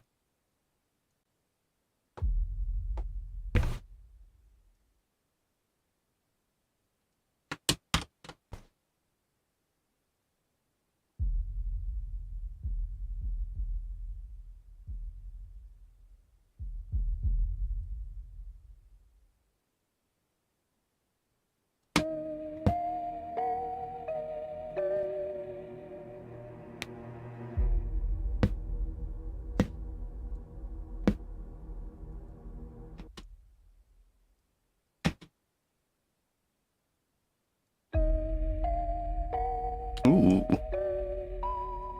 That actually doesn't sound bad. And this one, this is a patch from Heaviosity's Gravity. Has like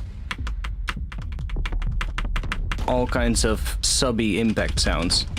So this is gonna be really handy. And I have a couple of more here. I've got this one, which is all like more bigger hits. And then I've got this one as well, which is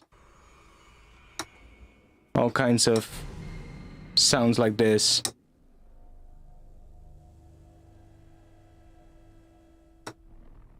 Which is always handy as well.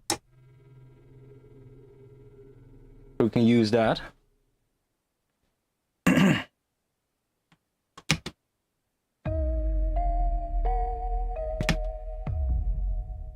I like that first one for the start there. It's quite nice. Not too big, it's just a nice subby thing there. Let's extend that note.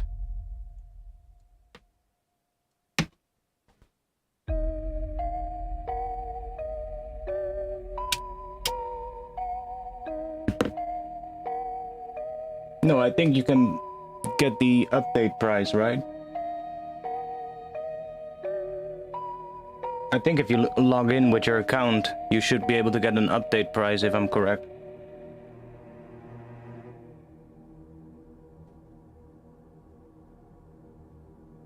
So I also have some more stuff here. Like...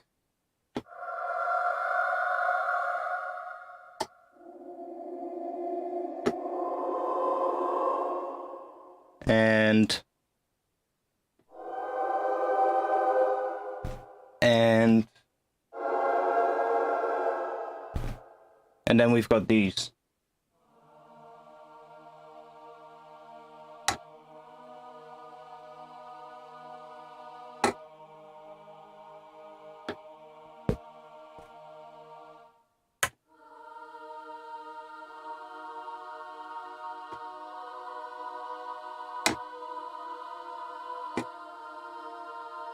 I really like that progression, which is on D sharp. It's D sharp minor. And then we're raising the 7th, we're raising the perfect 5th up to the 6th. So you get that.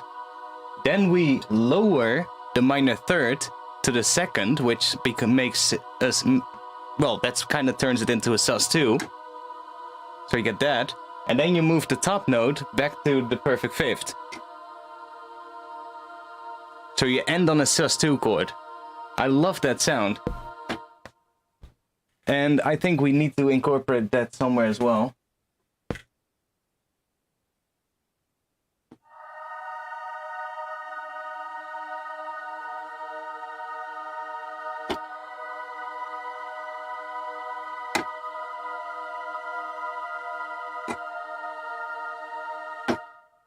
Maybe.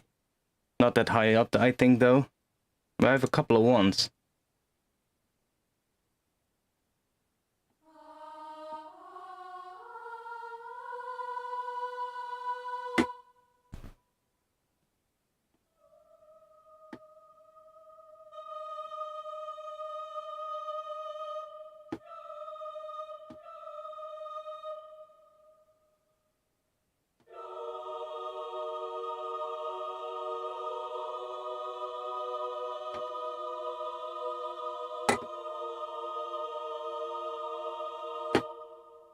Like, that's sick. I like that. What if we do that here, in this section? Ooh.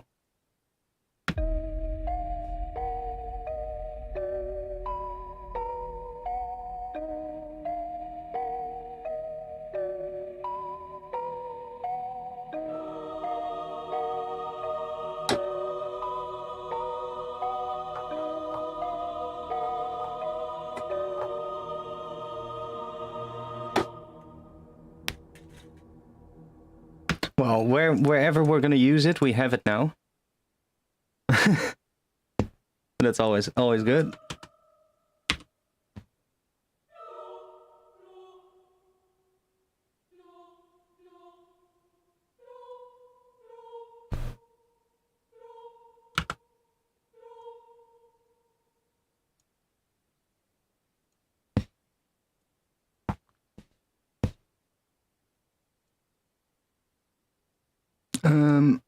Why is this? Oh, we need to do that. We can use that somewhere.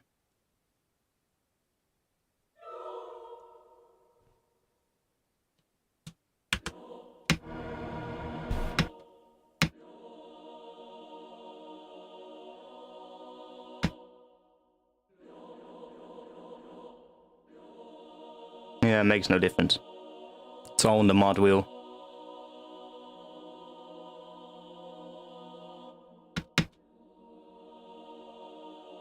Doesn't get that powerful though, which is a bit of a shame. But we can try out these other ones.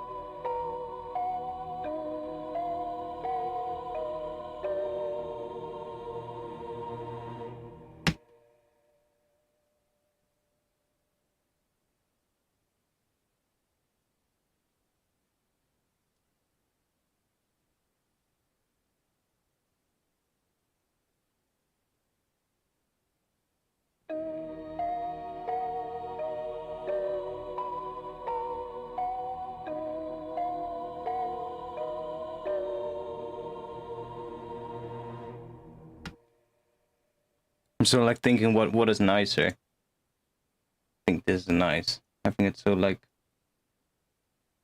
come up maybe and then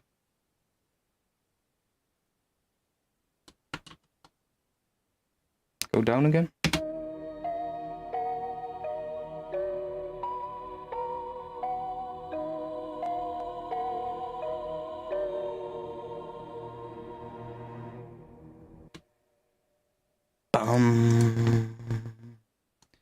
Let's go. Let's do some other thing here. What do we have?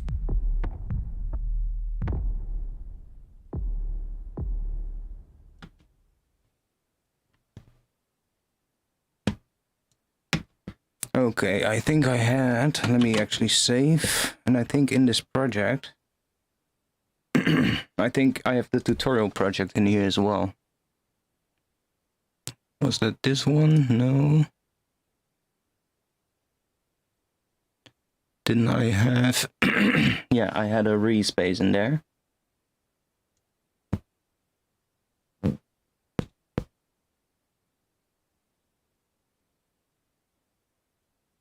Come on. You can do it. There we go. So now we have a Reese here as well that we can use.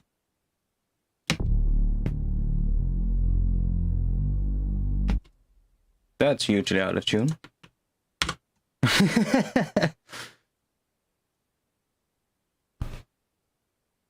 Oh, there's a pitch thing on it with -1. Whatever, let's get rid of that one. So we have Reese, we can use that somewhere. Then I have an ARP here. Yes, let's also bring that one in. Probably shit sounding ARP, but I think that pattern gave me an idea for a drop. So we might have to change the notes up a little bit, but let's see what we get.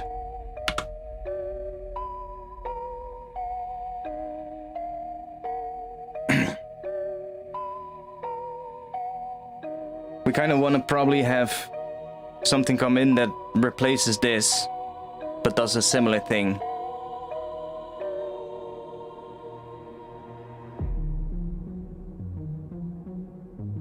That sounds way too happy, right? But let that continue. I can also bring these sweeps in maybe. Fuck it, I'll just bring those things in from the tutorial project. So we have some more effect sounds as well. We got a riser at the end.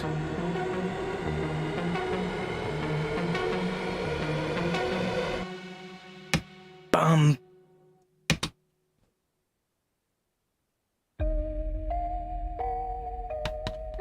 What could be really easy to do actually is take this.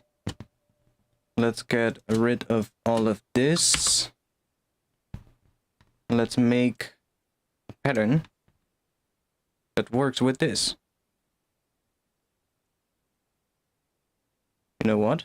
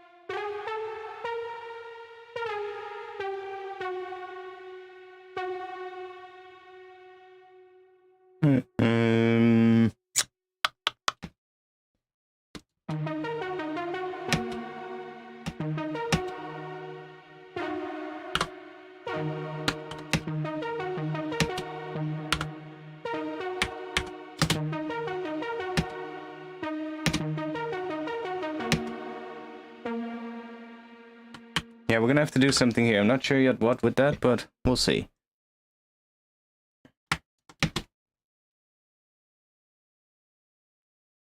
Oh.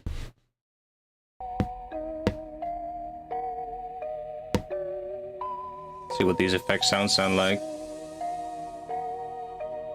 I don't really like that one, but this one should be fine. That one is gonna help us.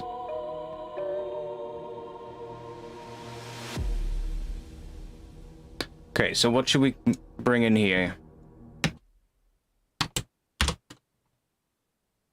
Let's see if we can make something.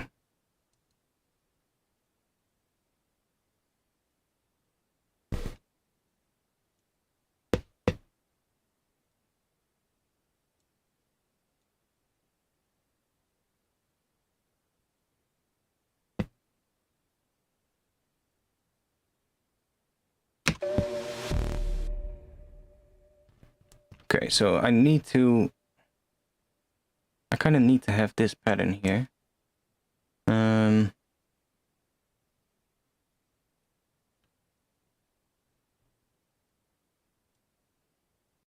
Solo, and also solo this one.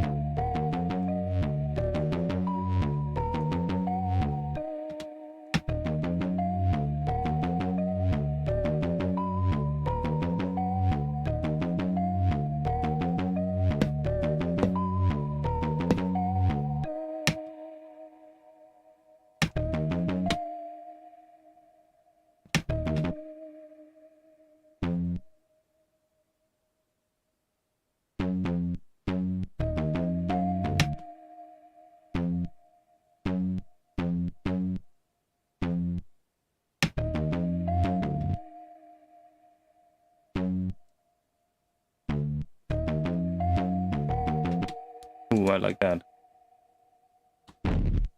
Should actually just loop this section.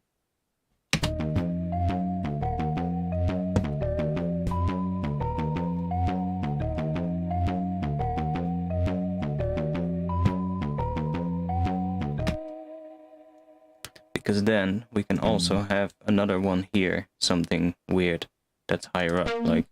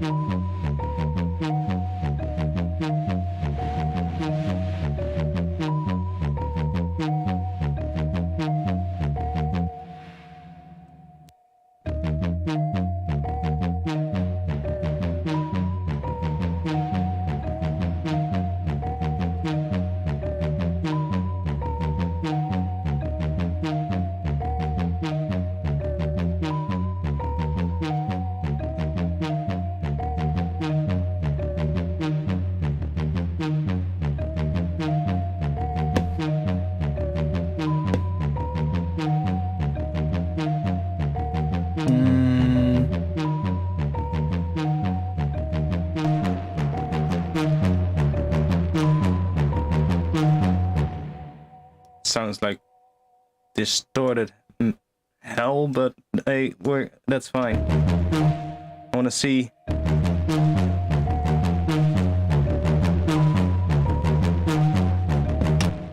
I want to see what happens if we push too far, of course, so that we can dial it back, or just process it again and clean it up.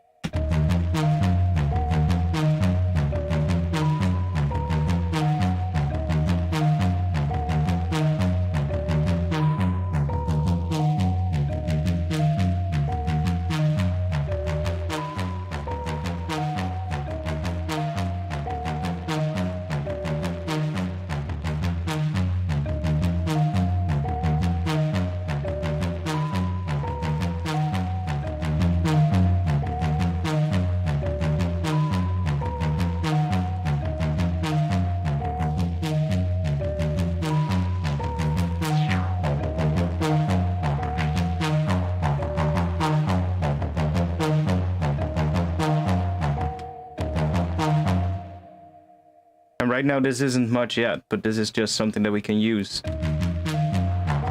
and bring in. Let's see what it sounds like if we go up.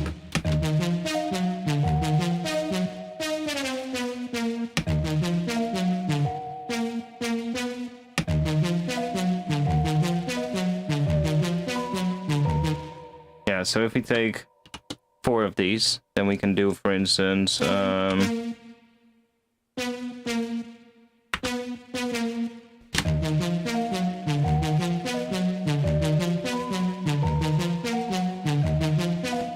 we can have that as a loop.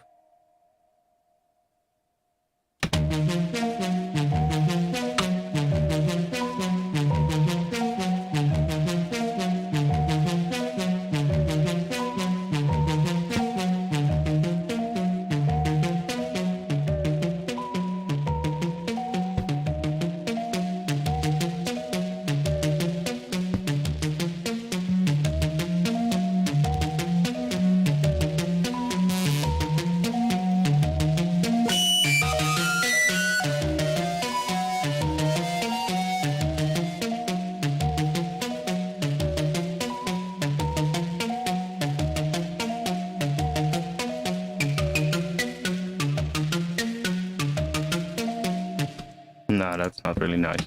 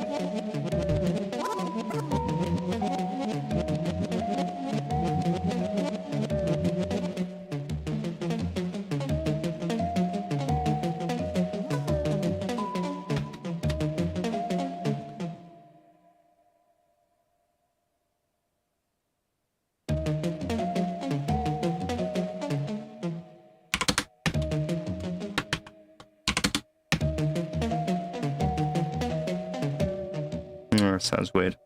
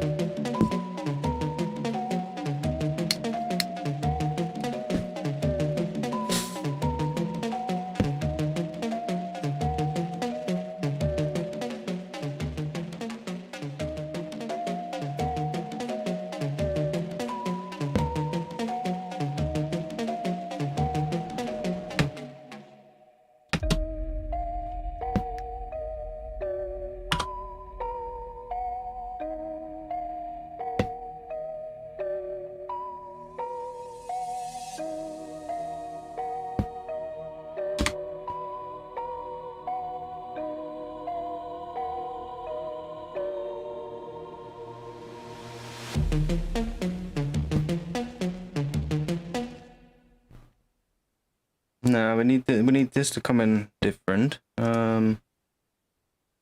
We can.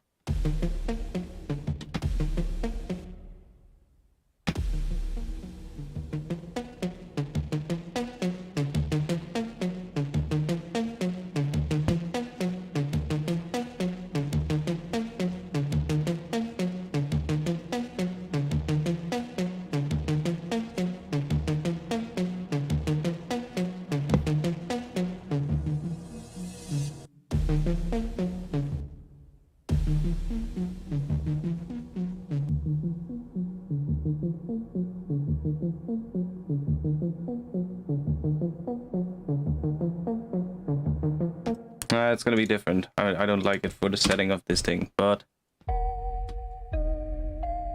let me think.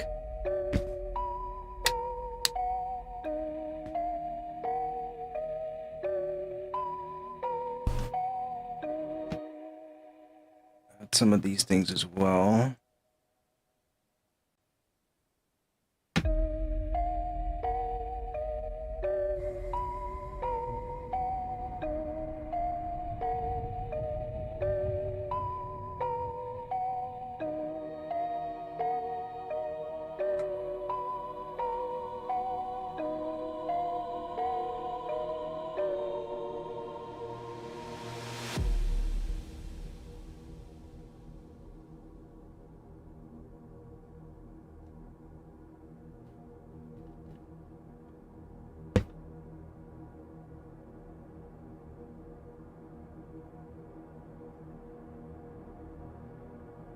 So that thing keeps growing throughout. I don't like those, so I'm just gonna get rid of that track. These are gonna keep growing.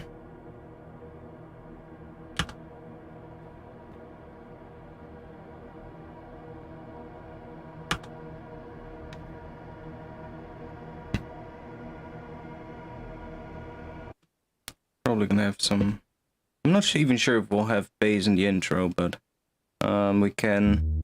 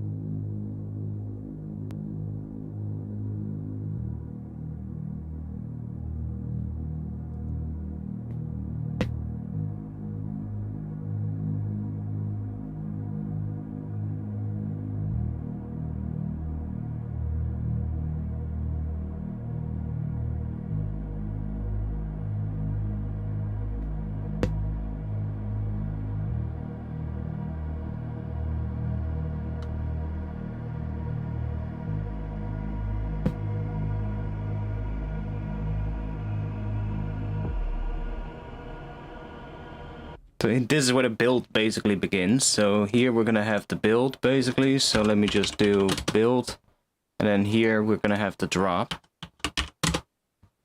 Oh, and in here we're gonna have to do something. Like here in that section in between, we have to do something. I'm feeling something, yeah, probably with a choir, but I kind of want to have a choir that's more like opera-like, right? Right?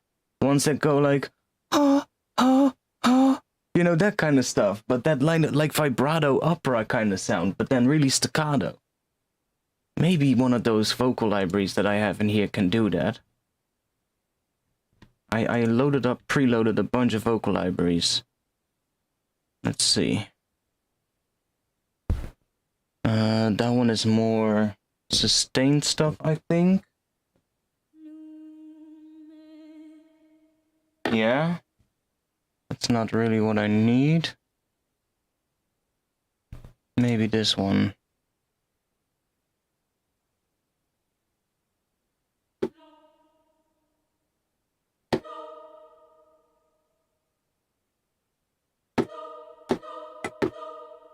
Okay. That's a bit more like it. I need a drink. Oh, there we go.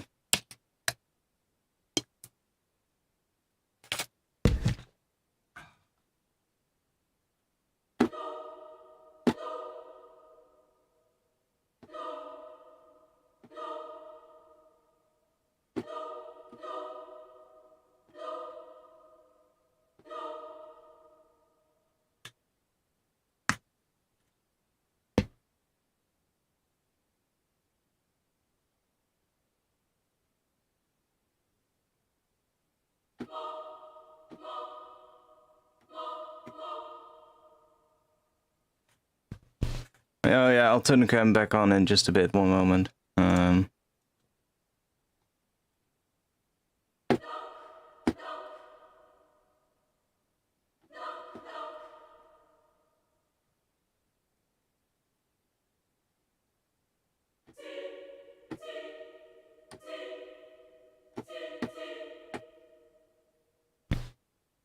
Maybe this one. I think this one is similar. Oh wait. That's the one that I already used. But that one has staccato as well. Let me just quickly check out what we get.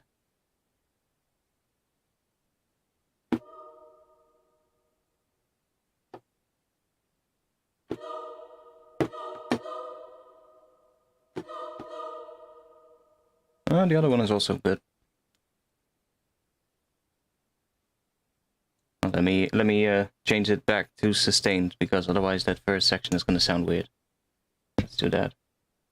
And we have this one. Same.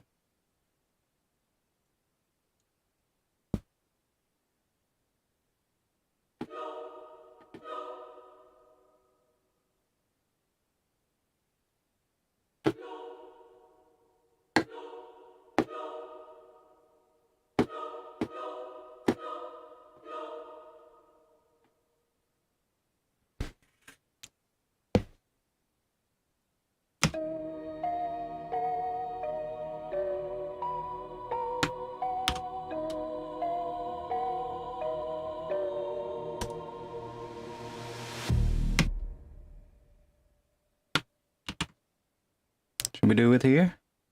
Right away? Let's bring the mod wheel all the way up.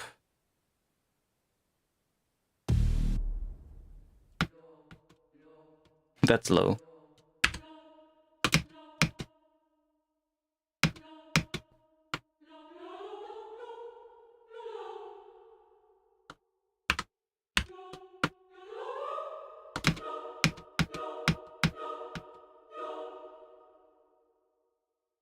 Uh,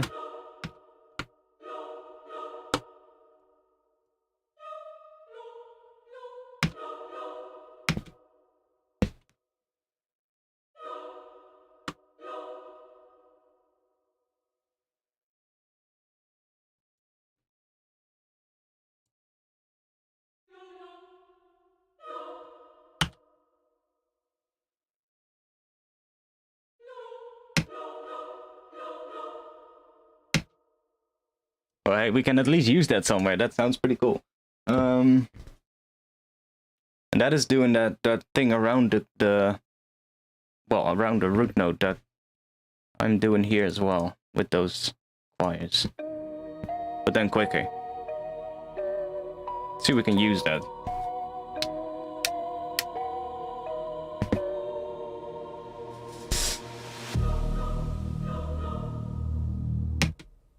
Okay, Reese is probably gonna come in later.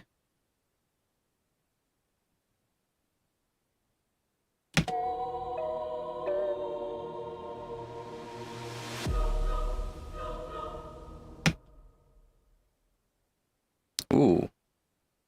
What if we do this here? Do the Reese in this section. Then here we bring this in. Oh no, there the granulate pad is already quite open, and doesn't sound that nice. So we're gonna have it here. Oh, I know what we can do. We can do a staccato choir here. And then in the section where the Reese comes in, we can make those notes more sustained. So we get longer notes. And then build up. Right here, the Reese cuts out. After here.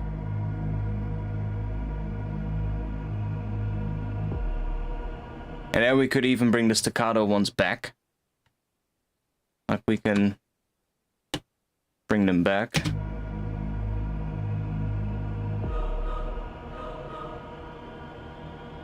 I'll probably do some more automation on this pad as well, so it kind of closes down a little again at the start of the build, maybe. Like we have this one. I think, is that the filter? The filter is macro 3. Yeah, so we can do a little something like that. Close it down a bit at the end here. And then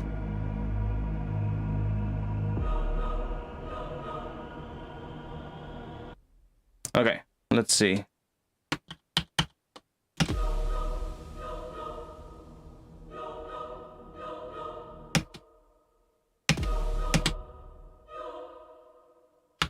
Or should we do this? That could be pretty cool.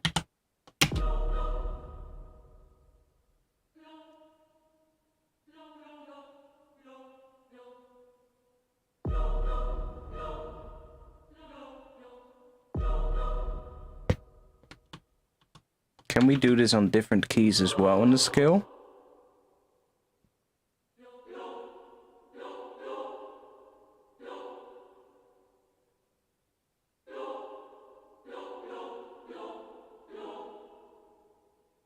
Ooh, almost. Here we can do this. Ooh. Ooh, that's weird.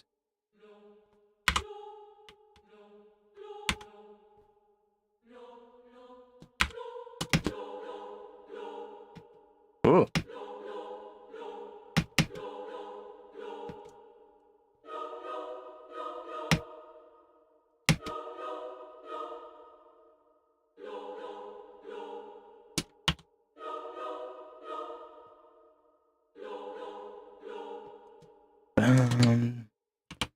What is it doing? It's going to G sharp.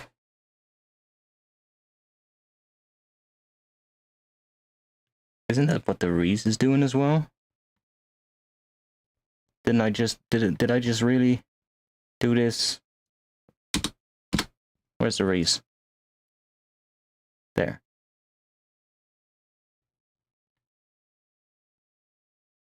That's quicker. It's quicker than the Reese.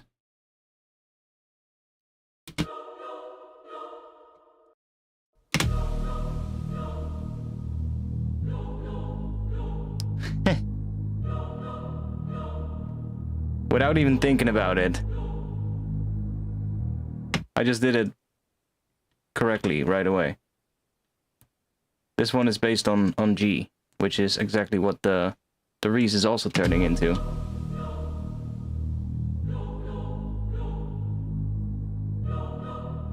can maybe use that somewhere.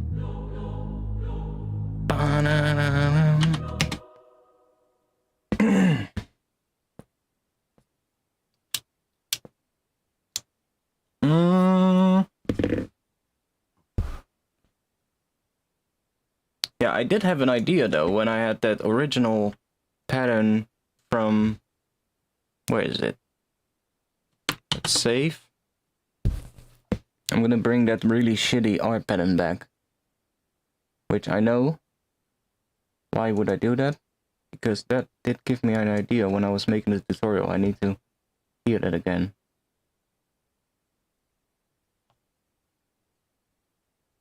Well, we can have the reeds as well. Let's do that. Let's make it just go all the way to there. Why is this there? Let's get rid of that. Let's do that.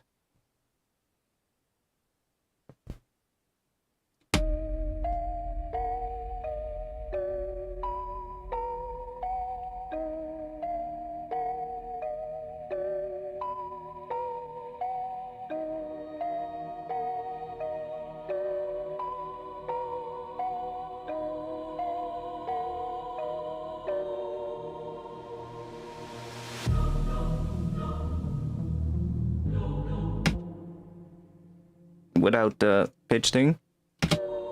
But the quiet actually didn't sound that bad.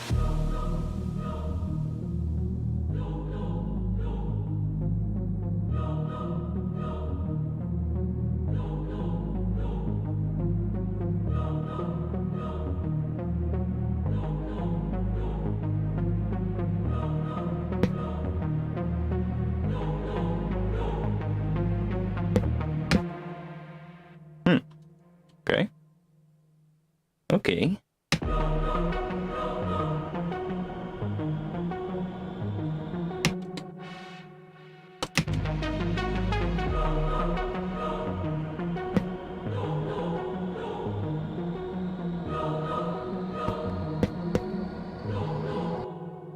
It's contact library. You can see the name right here. Freya is the name of the library.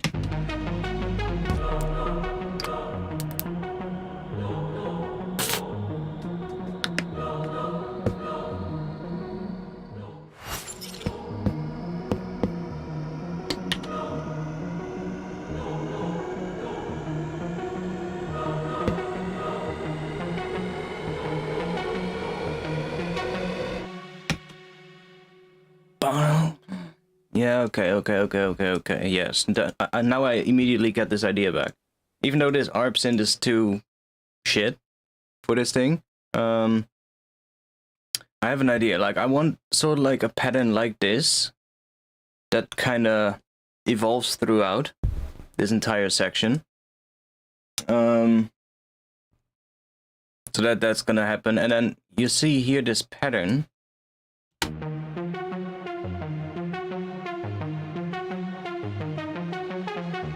Different pattern, of course, what we're gonna do, but similar kind of thing with the octave jumps.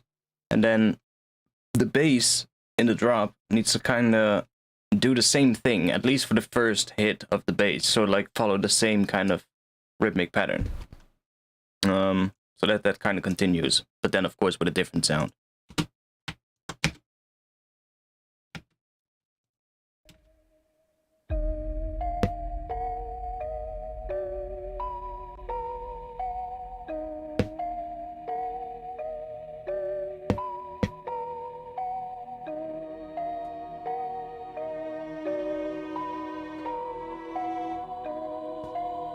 I need to put some reverb on these things as well.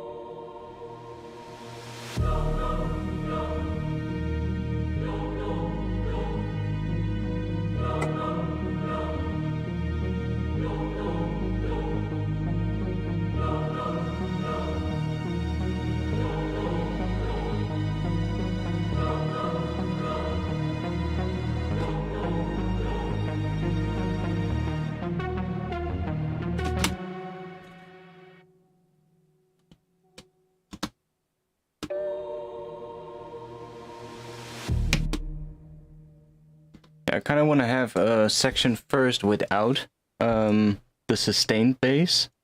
So that's gonna come in here. Here I want to have a section where it's more, because the pad is also more closed here, we can sort of like use that in this section. It sounds like the choir South Park used. I don't know.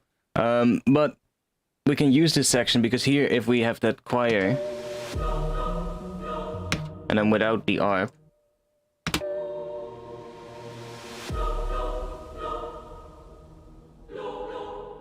that's really cool. Because then it almost has like bits of silence in between. There is not pure silence because there's a little bit of this in the background. But you almost don't hear it if the choir is a bit louder than it.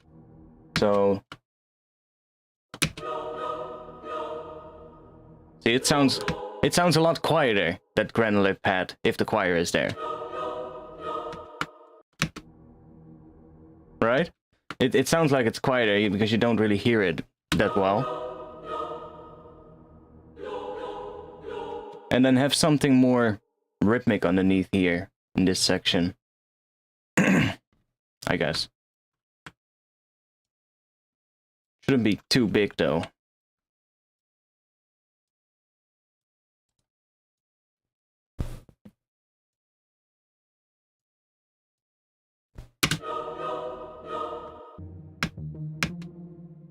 And I want to see if I can... I'm thinking... with that.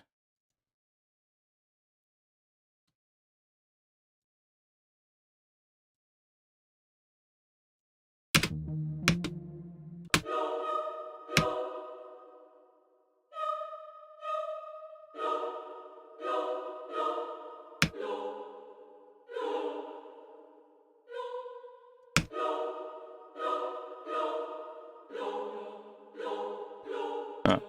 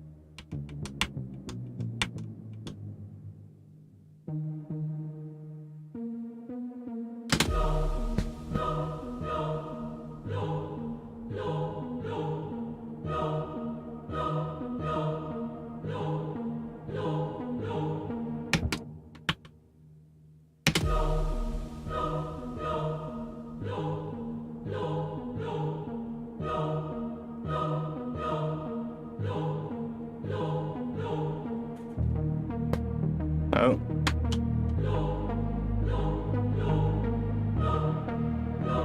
I hit save, okay. Yeah, the choir, should it be there the entire time? It's a little bit much, isn't it?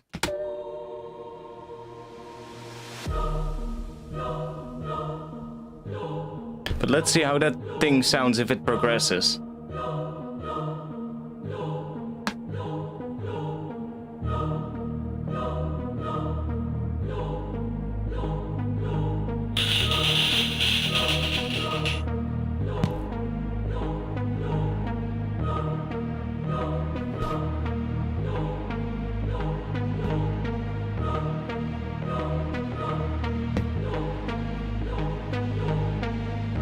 It's a bit much with the vocal the entire time, but we'll figure that out.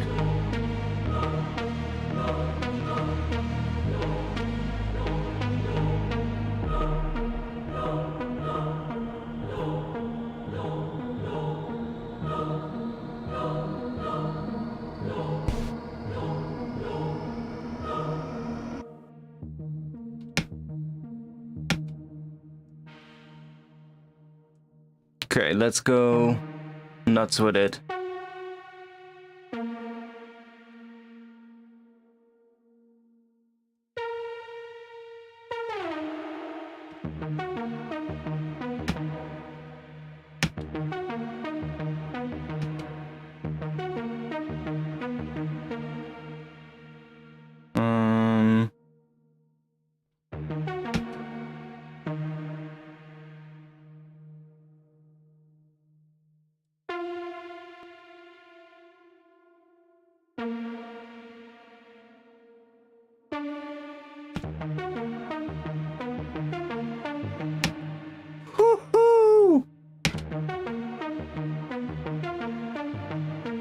Yes! And then repeat that here.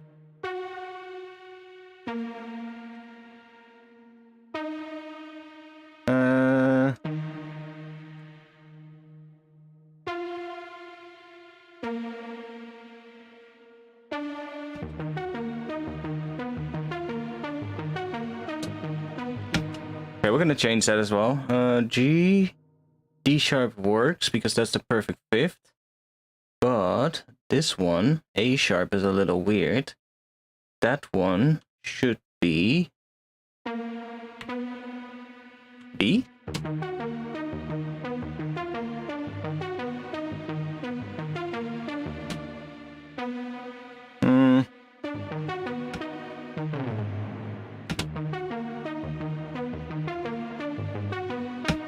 Oh yeah, that sounds nice.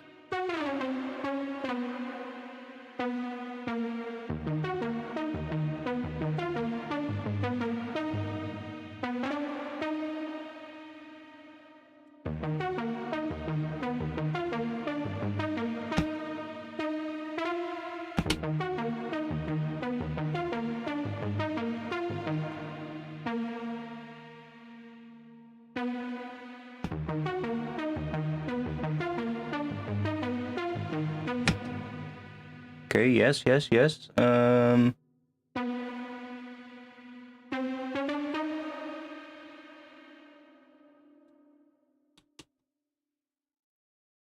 That right? Which one did I move? That one.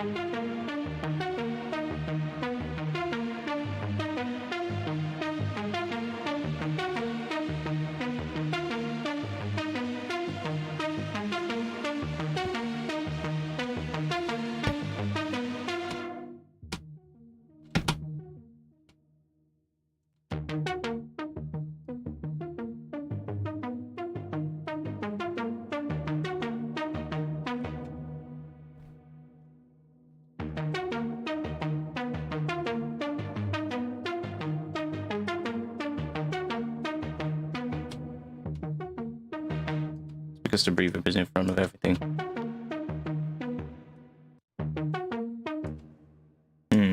I'll probably make a different patch for it.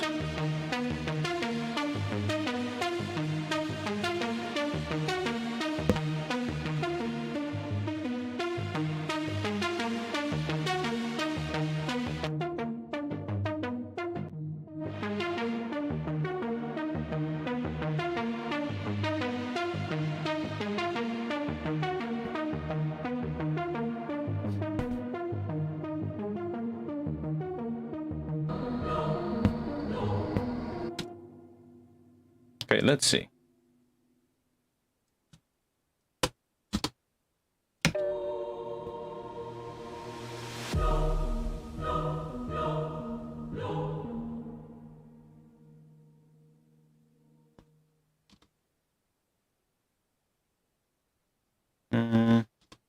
Let me...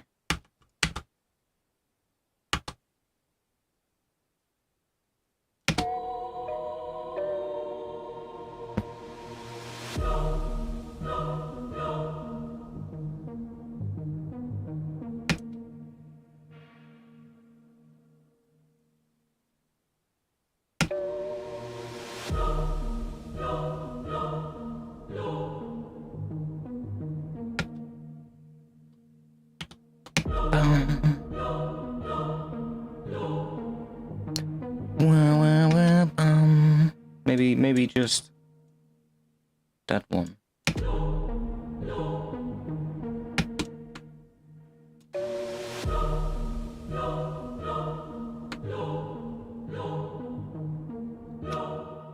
Well, I kind of like it with the entire pattern though. But then it's maybe a bit much though.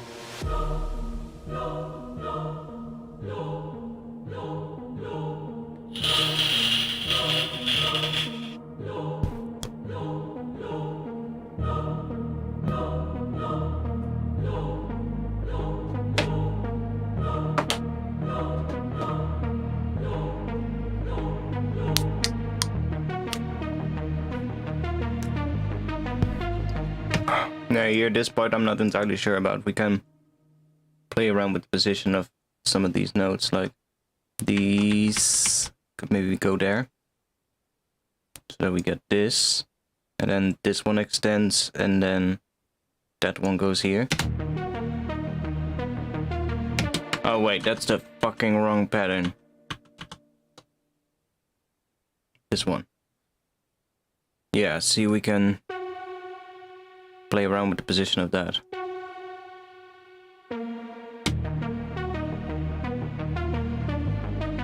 That's actually pretty sick.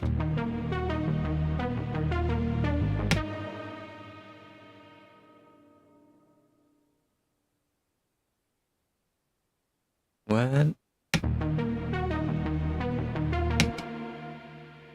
That was really nice, actually. Oh, this.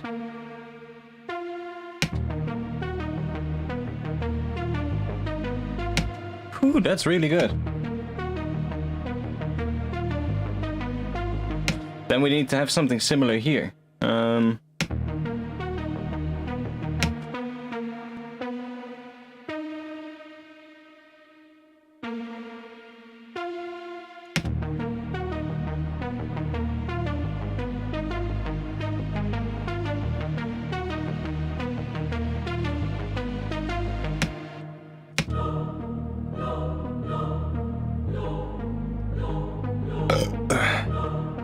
I'm not sure yet about the vocals. Let's take them out for now.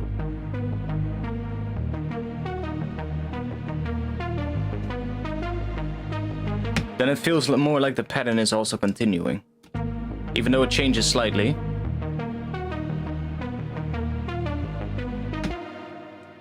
If we do this, then it feels more like the pattern is actually continuing.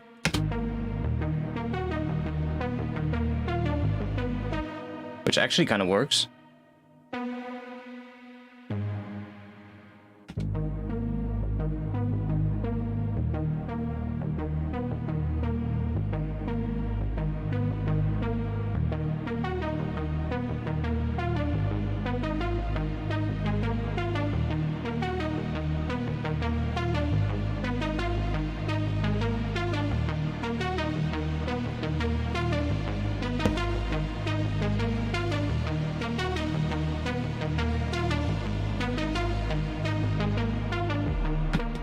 Let's take one of these choirs. Let's take this one. That's the women's choir.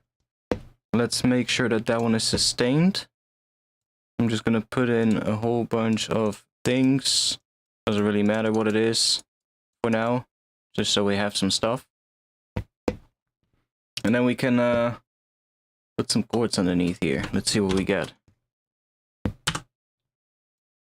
Start building some stuff here.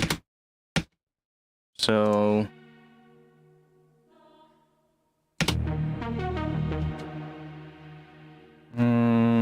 it does that, and then it goes to G.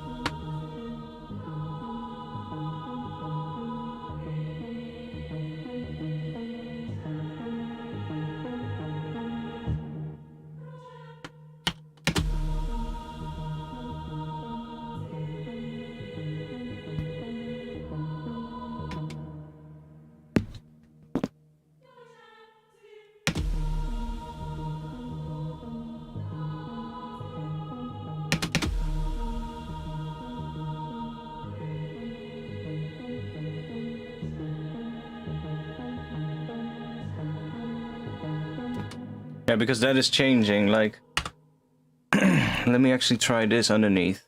Dun, dun, dun. Let's do that. And let's put... Oh, it has that. Ooh. So...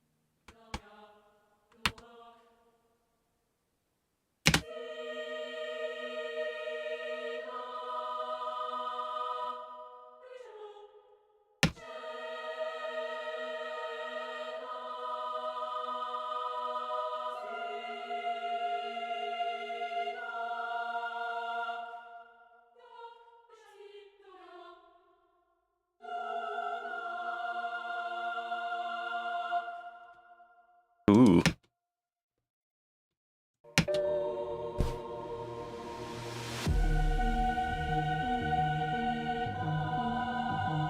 It doesn't matter if it's out of key. It's not out of key. You're crazy.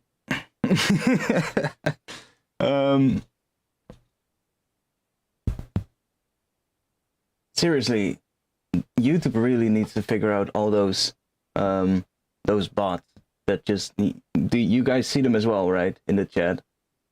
They post like 3 letters, space, and then a dot, and then 3 more letters. It's like they've been posting in like live streams on YouTube for like, what is it, months now, and YouTube still hasn't figured it out. But in the meantime, they come out with all their statements. Oh, we're gonna do this and we're gonna do that. You can't even fix your own website. Come on. Do that first, please.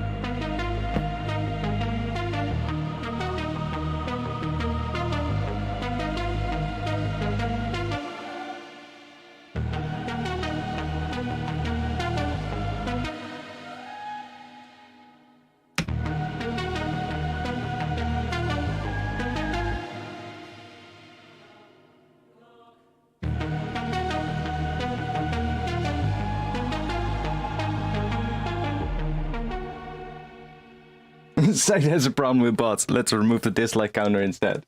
Exactly. It's so annoying. Oh my god. Have you seen their post about it? They did an update post a couple of days ago. Maybe it was yesterday or the day before. They did an update post and they posted on their creators blog a whole video with sort of like the word from Susan directly to the creators. And you know what they said about the dislike thing? They basically said, "We've heard your feedback." That's what they opened up with. And I was like, what? What are we gonna get now? And they are like, "Yeah, we heard your feedback and blah, blah, blah, blah, blah, blah, blah, blah, blah. But," and they just said the same thing again. They basically just said, "Yeah, we heard your feedback, but fuck that. We don't care." That's basically what they said. But they said it by basically saying, "Yeah, we heard your feedback, but or data, blah, blah, blah, blah, blah, blah, blah." And they just say that, yeah, whatever. Their data says otherwise. Which fuck off, you know? It's such a bullshit thing. YouTube is all about the positive vibe. Woo! We're all family friendly, boys. We're all family friendly. I can suck these nuts. Come on, mate.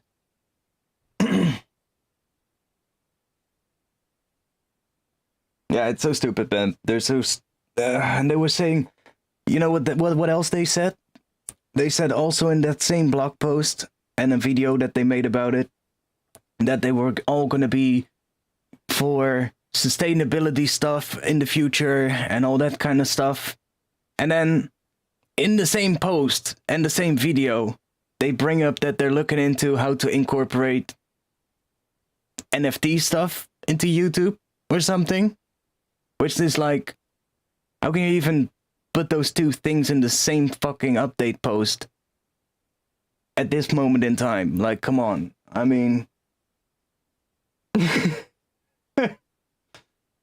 So that's also been something. The only thing I would say that with the positive thing would be that they're going to be working on the gifted memberships feature that they're going to be introducing. But I mean, if you're going to be trying to beat Twitch, then at least give us like animated emotes and all that kind of stuff as well. Because right now it's just, yeah, it's fun. You can become a member of a YouTube channel, but I was like, I saw, oh, I can upload custom emotes, so I made a whole bunch of nice like animated emotes that then actually to synchronize to a tempo that is roughly drum and bass tempo. So it's like if people spam those in the chat when music is playing, then it would be really nice. But YouTube doesn't allow animated emotes, so they'll just turn into static GIFs. So I uploaded a whole bunch, and I was like, yay! Tried them out. I was like, why they're not moving? So I looked into it. It's like, yeah, YouTube doesn't allow that. Why not? Yeah, no, they talked about NFT things and that they were looking into it and following it and all that kind of shit, and I can already see what they're gonna do. Twitter also introduced it already, right? Which actually is quite funny. Twitter introduced a feature as well where Twitter Blue users, or which is like Twitter's whatever premium thing or something, can now connect their crypto wallet to their Twitter account, which I mean I'm fine with, whatever. But and then they can set up so like they get a special hexagon shaped profile image where they can select their NFT instead of their profile image or something like that. YouTube is probably gonna do something like that as well. Like at this point, YouTube actually gave somebody an NFT as well. Some big gamer channel that had like, I don't know, a couple of million subs. They gave him an NFT award instead of like a play button, or maybe he already had a play button, but they gave him it as an extra or something. I think he had 6 million subs or something like that, 6 or 5. And they gave him like some NFT award or something like that. So YouTube is already looking into this stuff like that as well, which, I mean, whatever.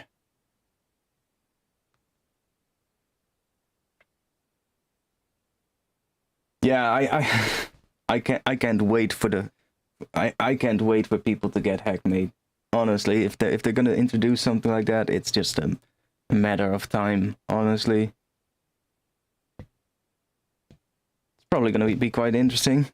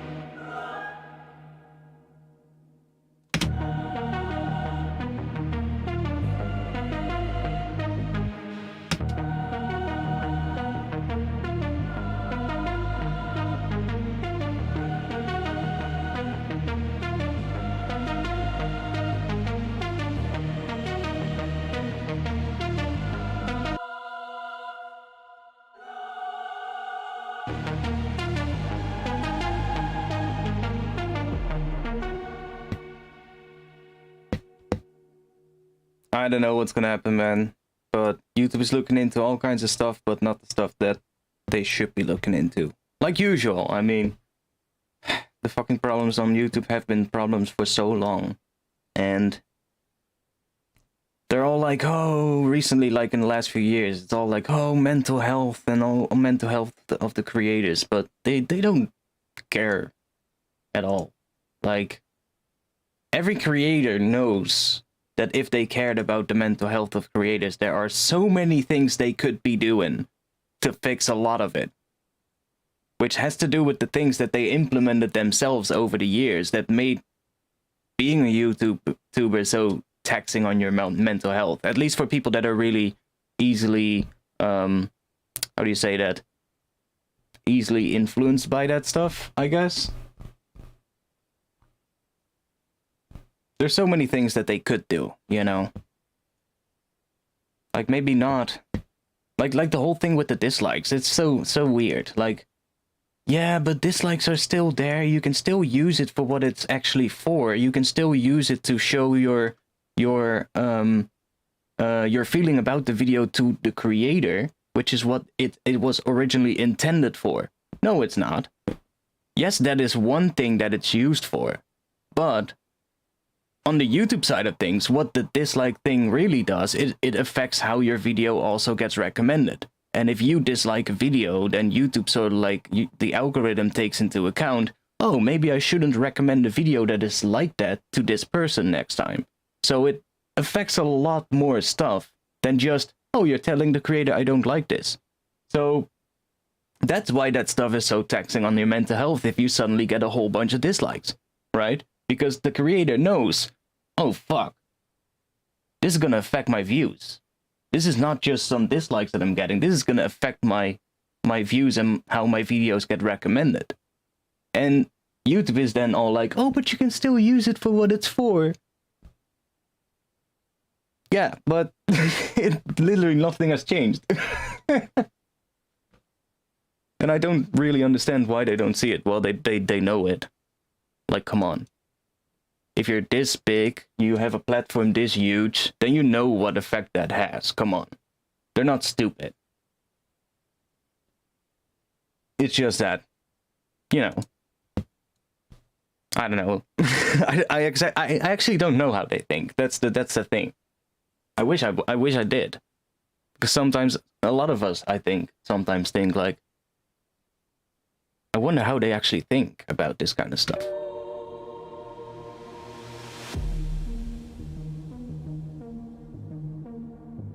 Yeah, that's another thing with the subscription thing. Like, I've been actually going through my subscription page on YouTube lately, just to filter out things that I don't like. You know, things that I don't like, or that I'm not interested in anymore. I'm seeing a whole bunch of, like, tiny, small channels. Like, channels with, like, a couple of hundred subs that I'm, for some reason, subscribed to. That are just some fucking kid somewhere in Arkansas playing a fucking Fortnite game and he has like 2 uploads. And it's like crap. And I'm like, dude, I never subscribed to this fucking shit. Why is it in my subscription feed? Why am I subscribed to this channel? And there's so many of them. I'm like, what? And it's like, it's not like my account is not hacked or anything. That's no chance, because it's like protected with like all possible options. And if somebody wants to log in, then he needs my phone as well. He needs everything that I have to log in, and I get notifications from everything when I get logins on other places than I usually log in. So that's not the option. Like, it's literally, YouTube is just for, it looks like they're almost sort of like almost giving like some subs to really small channels to help them out or something. I'm not trying to make a conspiracy, but that's kind of what it seems like. I have no other explanation, you know? Because I know I don't subscribe to a kid that sits somewhere and on the other side of the world playing a game and it looks like fucking shit. He is not even good at the game. Why would I subscribe to that, right? I'm not interested in it. And it's not like there's a lot of them, like a lot, but there's like every time I check my subscription page and just scroll through it, I'll find like maybe one, and I'm like, why is this here? And I go to the channel page and I'm like, why am I subscribed to it? I'm like, the channel is only 3 months old. I didn't subscribe to this. What the hell is this doing here? And I just unsubscribe, but it's so weird. And it's not like I'm the only one, because I know there's a lot of people that say this stuff. Like, if you look this up, there's a lot of people that say that they found like subscriptions in their subscriptions where they're like, what is this doing here?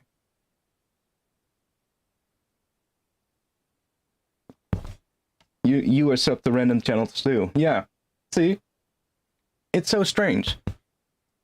And like, if it's maybe 1 or 2 over a really long time, I can see it. Maybe I accidentally clicked something in my pocket or something, whatever. But I don't even use YouTube much on my phone, to be honest, so that would be pretty difficult to do. But it's like it happens too often for that to be the case, you know?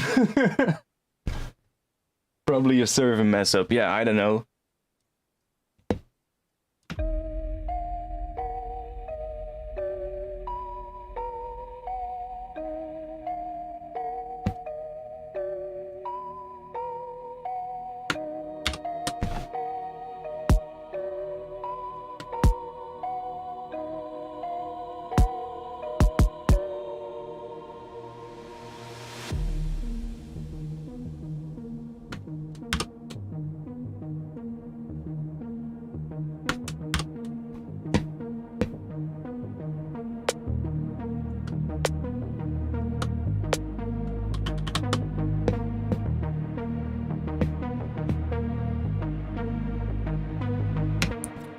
I do need to. I sometimes have these things. I find sometimes channels yesterday evening as well. I was watching channels with like, what was it? Some kind of a guy. It was so fucking. I was so invested. It was like 3 episodes that he had uploaded so far, but I was so invested. It was a guy who he literally did what all of us as kids probably thought when we went to a store that has like seafood for sale, especially live lobsters for sale. You know, when you see these live lobsters, probably everybody as a kid thought, why are they in there? I want to free them. They're alive, right? This guy literally bought a live lobster in the supermarket and he now has it as a pet. he basically, the thing was like all with the rubber bands, of course, and like the claws have been shut for a really long time and he couldn't really move well, and then the guy now has a lobster in like a big aquarium. He made like a huge aquarium for it, and I was so invested to see like how it unfolded. I forgot the name, but you can probably find it up. I bought a pet lobster or something like that, or I bought a, what was it, the supermarket lobster or something. It was pretty cool. That's kind of big brain. It was really cool. And he helped it open. His one claw wouldn't open, and he would help him with it. And then eventually his claws would get stronger. He would feed him. His claws would get stronger, and then he would do like a little thing, and you would see the claw like bam. And then of course they need to transport him into a bigger aquarium, which was quite fun. Yeah, I was invested, man. It was such a random recommendation, but I looked it up and I was like, oh wow, this is my thing. This is so random, but I totally love it. A couple of months ago was the same thing, right? Was that guy? Did you guys see that guy with that seagull? Steven the pet seagull. He's not really a pet seagull, he's a wild seagull, but basically a guy who had been sitting at home during lockdown, and he saw this young seagull near his house. So he decided, hey, what if I feed him out of my window? And film it. And the whole channel blows up so much that the guy literally starts building like from window to window, like a little wooden plank where the seagull can come walk inside through his living room. Brady Brentwood, I think that was it. Yeah, I think that was it. I was invested, man. But like, that's the cool shit, right? That's the stuff that people want to see. Such random things, right? I had that with a woman who rescued a dying queen bee. Well, I because of this, I watched this one yesterday. Yeah, Brady Brentwood. If I remember correctly, that was the name of the channel. And then because of it, I got recommended some Korean channel, which was like a Korean lady that had basically found, I think, like a very young praying mantis, and it had basically raised it to become older than what a praying mantis normally becomes, which was pretty cool. And then yeah, you just get sucked in, right? That's YouTube. But those are the kind of videos that people want to see, not the fucking stuff that they recommend on their trending page and all the stupid shorts and all that bullshit.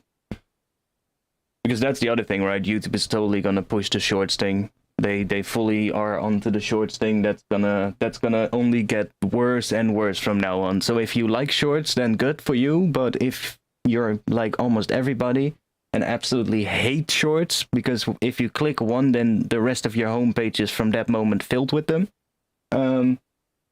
They're gonna be recommended even more in the future.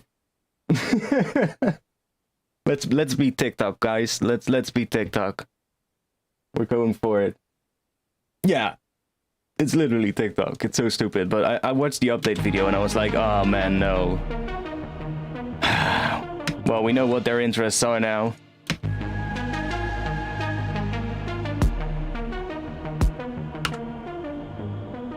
We're gonna wait with that. What is the pitch of this kick drum? 2 and then 7 up from C. That's G. Right? Yeah, that's G. We are in D sharp. We need to... Oh, 7 down. Wait, 7 down from C. That's F.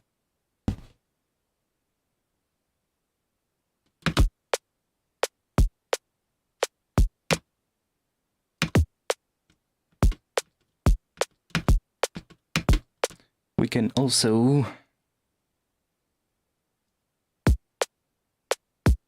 Yeah, that's better pitch.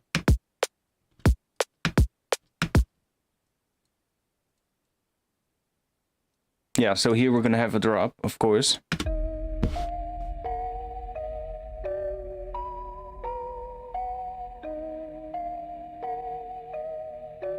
Yeah, I mean, kids love that shit, but it's also because it's fabricated to be easy to look, right? It's just, you look one thing, if you don't like it, you just swipe, especially on TikTok, you just swipe and it's just onto the next one, onto the next one, onto the next one. You just keep fucking doing that.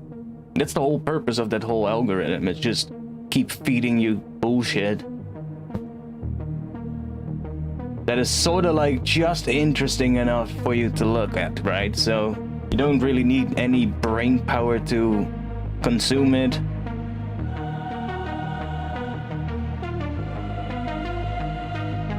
And that's basically why it exists. It's all to make people's attention span even fucking shorter.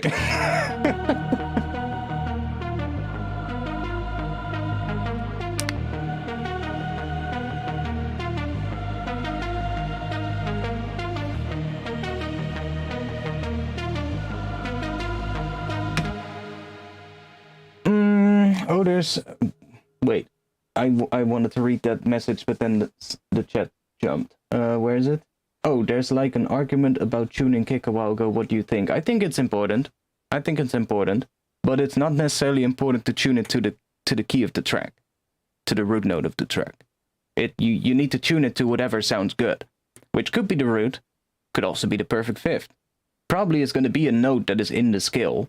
Probably. But depending on your pitch envelope and where your pitch envelope ends, you might also just end on a completely out of tune note. Like, it really depends on the kick drum and how the kick drum is made, if it's a sample or whatever. You just need to find the one that sounds best to pitch, basically. But if you're doing it with synths, then yeah, I would just put it on a note that's in the scale. In this case, I have to put the kick on A sharp, which is the perfect fifth above D sharp, which is the root note of the track. So A sharp is that perfect fifth. So the kick drum is hitting on that note. But I do it with synths, so I can control the pitch curve within the synth to change the sound of the kick drum. So if I get to the drop and if I get to working with bass sounds and stuff like that, I can just play around with the sound of the kick drum until it sounds right. And whatever I need to do with that pitch curve to make it sound right, well, that's what I'm going to use. It doesn't matter what I do with it, as long as it sounds good. And the thing also matters, like, how long the sound is, right? Like, if it's a really tonal sound, like if you have a snare drum with a really, really strong fundamental frequency that has a clear tone, I would tune it to something that's in the scale that makes sense. Because that usually also sounds best, you know? It's just...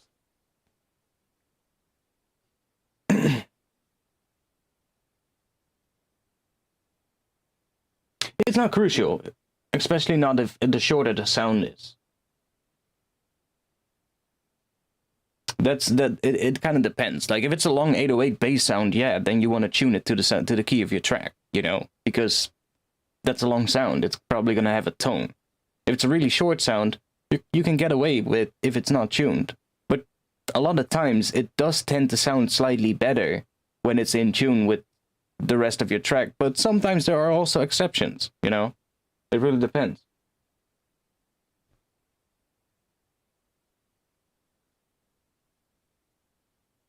Anything that you're excited for in February? Well, I guess the update for Minimal Audio Rift that's coming out.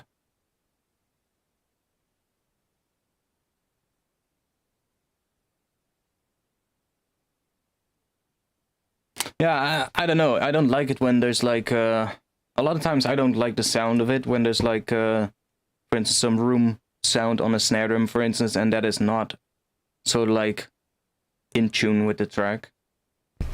I usually don't like it. I find it sounds better when it's in tune. But in tune could still be some... It doesn't have to be the root note of the track, right? Like your snare drum could be hitting on D sharp, but could also be hitting on F sharp, which is the minor third. It could also be hitting on A sharp or even B, right? Whatever. No, I just do whichever one sounds nice. That's just the easiest answer. I need to figure out what we're gonna do in this intro.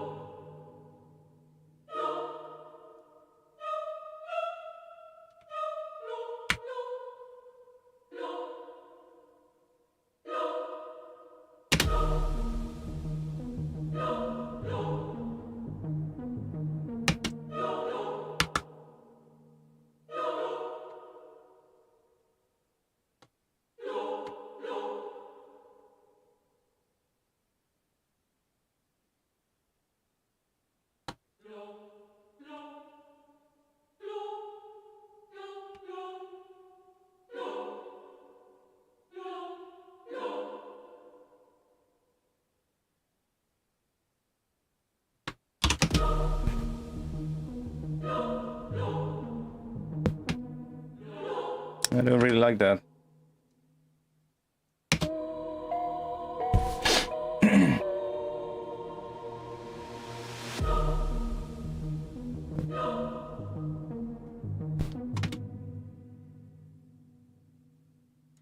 I need to piss. Do I have some music? Do I have some music?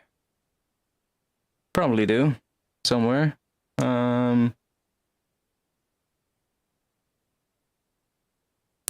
Old tune though. Some older project.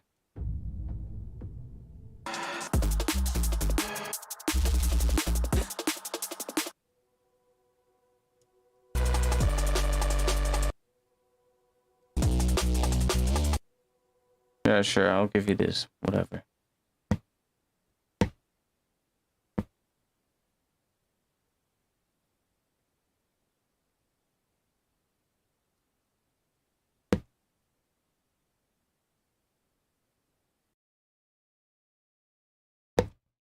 Yeah, you can also just sidechain the kick, right?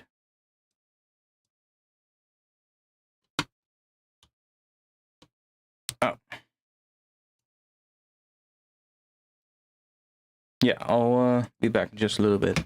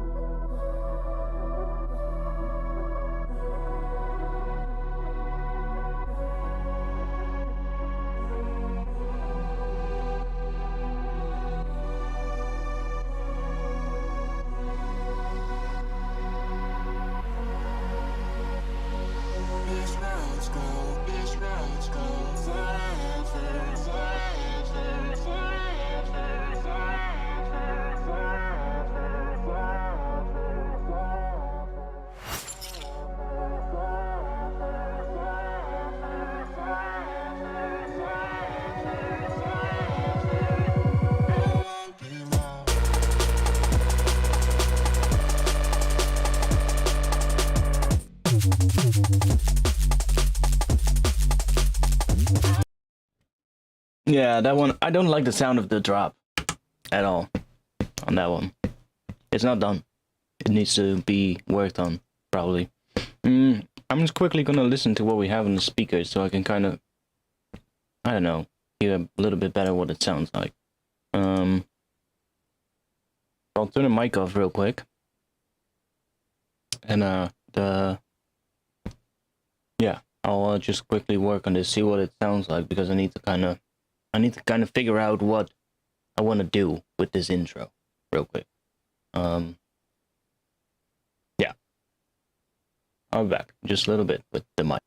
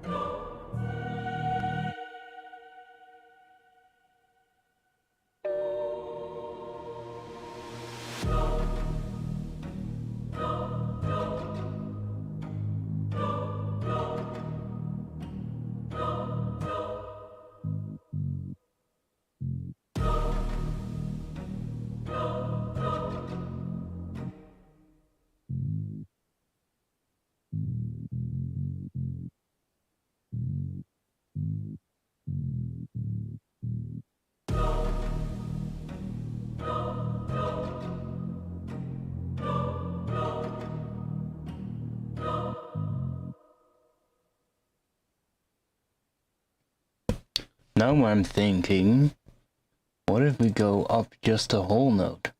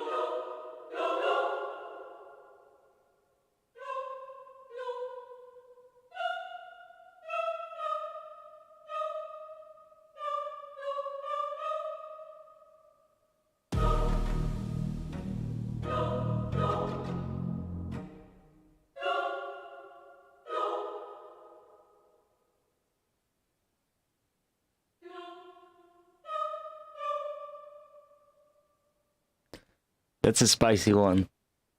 Minor thirds. Nothing but minor thirds stacked on top of each other.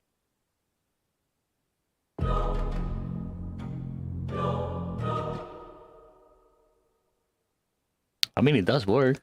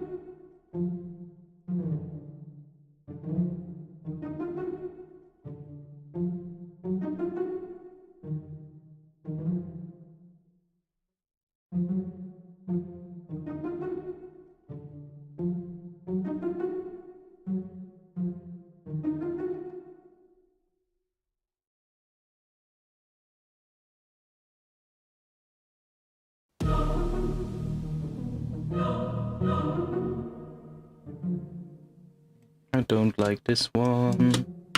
Let's just get rid of it. Don't like it. I'm also gonna stop streaming soon. I'll be back again tomorrow. Tomorrow we're gonna work on the other track probably. Which, let me save this one. I'll open the other one so you guys can hear what we're gonna work on tomorrow.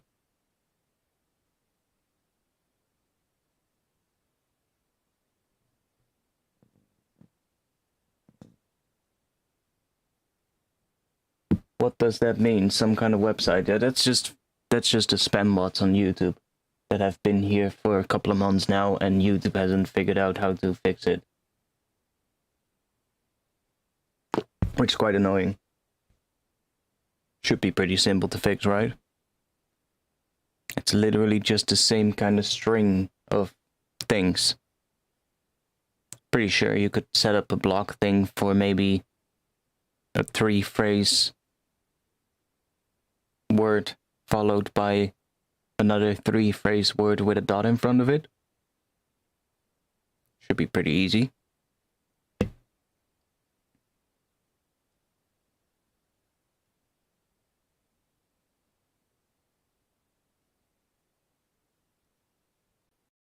Okay, let's hope Ableton doesn't crash.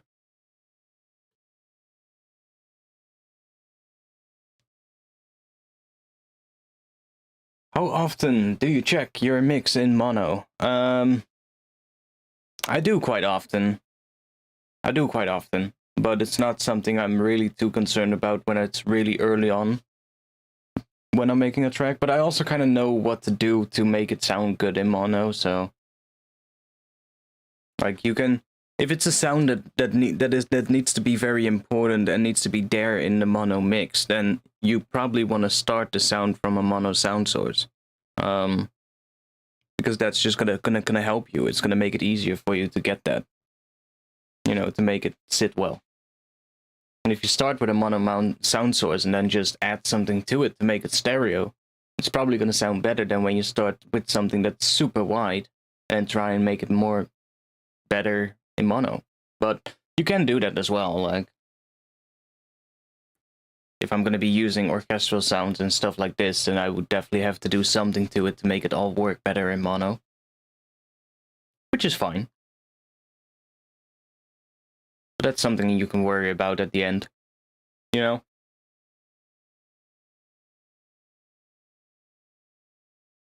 YouTube isn't my full-time job, but everything combined kinda is. Like, everything combined, which is basically all the different revenue streams that come in from all the different places, which YouTube is a part of course. But YouTube itself doesn't pay the bills, for sure.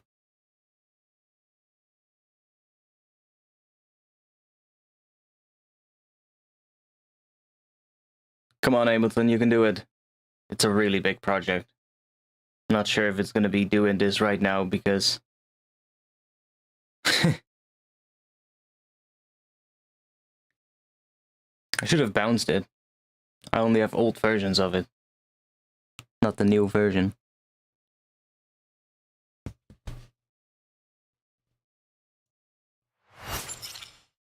Anyways, while that's loading, yeah, so tomorrow I'll be streaming again at the regular time, 8:30 p.m. Amsterdam time, so check out what it is for you.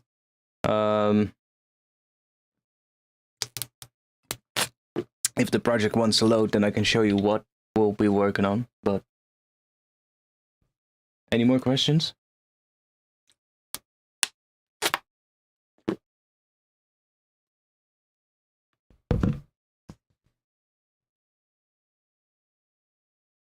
I usually stay on the root note for kicks. Maybe that's why my tunes are boring. Like, I usually see it like this. If it's a kick drum that needs to be very sub-heavy, then I would usually keep it somewhere around the root of the track. But if it needs to be a kick that's more punchy, that's really, you know, like punches through a very heavy mix, then it's probably going to be a bit higher, depending on what key you're in, of course. Like, I'm talking about if you're in the key of D sharp or in the key of F, like what a lot of people would do, then you're probably gonna, if you want to have a punchy kick, for instance, if you're in the key of F, you can make it in the key of C, and it should still work perfectly fine. But even if it's not in the key of C, who the hell cares? Like, if it sounds good.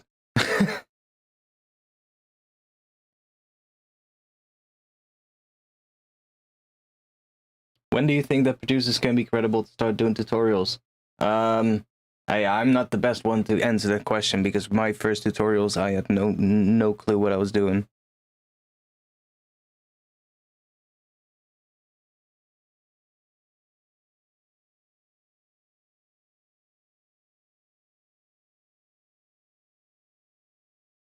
Gotta get those thick GABA kicks. Is Ableton actually doing something, or is it just completely frozen? Like, I know it's a very big project, so it's taking a long time if it wants to load this one, but it's not even doing anything here at the bottom, it's just stuck. Like that, normally that dot actually moves from left to right.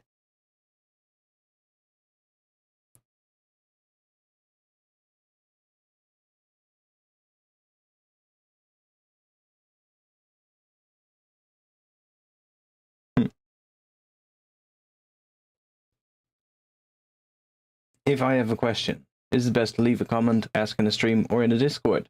Whichever you prefer. I would say the comments has the least chance that you're gonna get a response, because I get too many of them.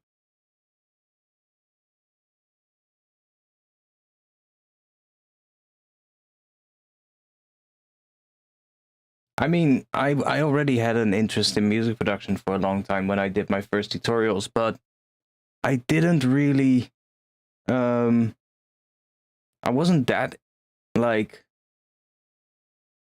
good at it yet when I did my first tutorials.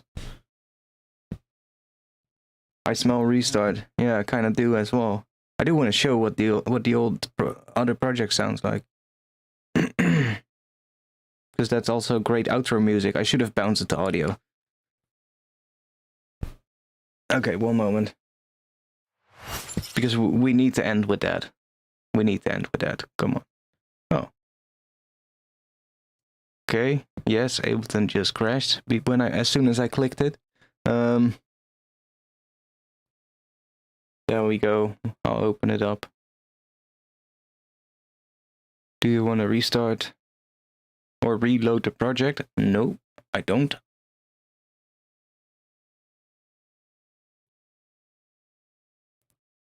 Nope, I don't want to. I just want a blank project so I can load the other one.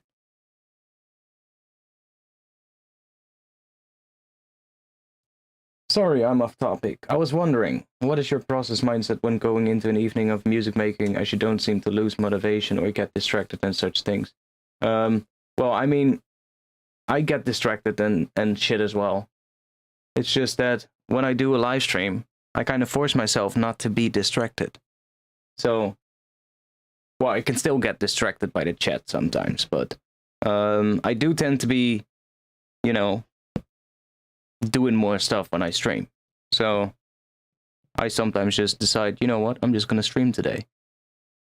Because otherwise I know how it goes. Then I'm gonna make music tonight. And then at one point you think, I wanna have a little break. Let's open up YouTube. And that's a mistake. Let me tell you. That's a mistake.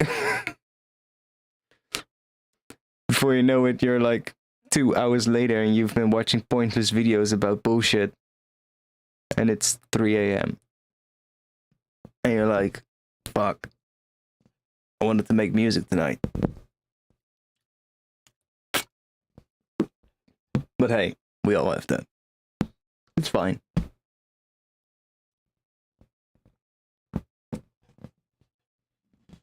Before... yeah, exactly. Before you know it, you're invested in a supermarket crab. No, it's not a crab, it's a fucking lobster. Don't fucking call Leon a fucking crab. I'm gonna stand up for Leon.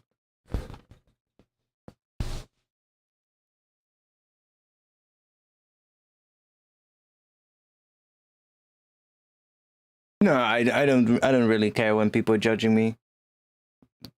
Whatever floats your boat, man. Whatever makes you happy. I mean, I've been on YouTube too long, man. I'm desensitized to fucking hate at this point. I might take the piss with it, you know, but that's just only if I feel like it. And if not, I just ignore it, you know. Doesn't really affect me that much anymore. It did when I started out, for sure. But at this point, I just do what I want to do. And if the stream turns out great, then that's good. If the stream turns out not that great, then hey, better next time, you know? You can't really make a good stream every single time either. That's something as well, like, I just stream when I feel like streaming, and I don't know if it's going to be a good one or not. I just start streaming, and sometimes it turns out to be not good. I make something and I'm not happy with it. Hey, next time I just make something else and see what happens then. And, you know, even if it doesn't sound good, there's probably still going to be some stuff in there that you can use or that you can save, you know?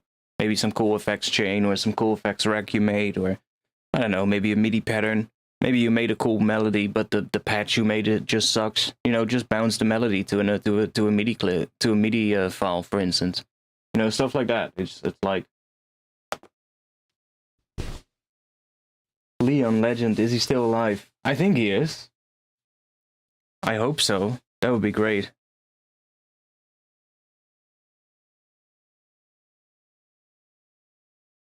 Is there a point where it all just clicks? I would feel with music production, it's how do they call that again? Is that there's a name for it. Basically, when you first start out and you learn a couple of things, you basically think you know a lot. Well, actually, you don't know shit. But when you first start out and you start doing a couple of things and you find out a couple of things that you learn, right? And you know maybe a few things. Then you suddenly start thinking pretty, well, maybe you might start thinking of yourself, oh, this sounds pretty cool. This sounds pretty good. But really, it doesn't. And when you start comparing it to other people, it actually doesn't. But, okay, you think of yourself, it sounds pretty good. But then you get to the point where you're like, wait a second. I thought it sounded good. But when I compare it to other people's work, it actually doesn't sound good. And that is the phase that is usually the longest for most people, and also the phase where most people stop. And that's something you have to understand. Like, there is going to be that moment, especially that thing where you're going to get that feeling you were making a track, you liked it at first, and then at some point you don't like it anymore. That's perfectly normal. A lot of people have that. Almost everybody has that to a point. You go through that phase, almost everybody does, at least, who gets big, basically. And then at some point, it does kind of click at one point. That is true. At some point, you've learned so much, and you need to get that sort of like thing. I'm not the best one to explain this, but I've heard other people explain it that I know have been there. And I am sort of like, I feel in the end of this process where I'm sort of like moving from that middle phase into the final phase, which is like you have learned all the things that you were lacking before, right? That were leading to your tracks not sounding good enough when you compare them to other people's tracks. And you've learned all these things, but now you need to start thinking, instead of like, okay, how did all of those other people use these things that I learned from them? You need to switch that over to, how can I apply that to what I want to make? And that is the thing that you would at some point need to get. Like, okay, how do I apply all this knowledge to whatever I want to make? And which pieces of that knowledge do I need to create what I have in my mind? And that's a difficult thing. But that is the place you want to have. That's where you want to go at some point, right? But to get there is a whole nother thing. And that's a long one.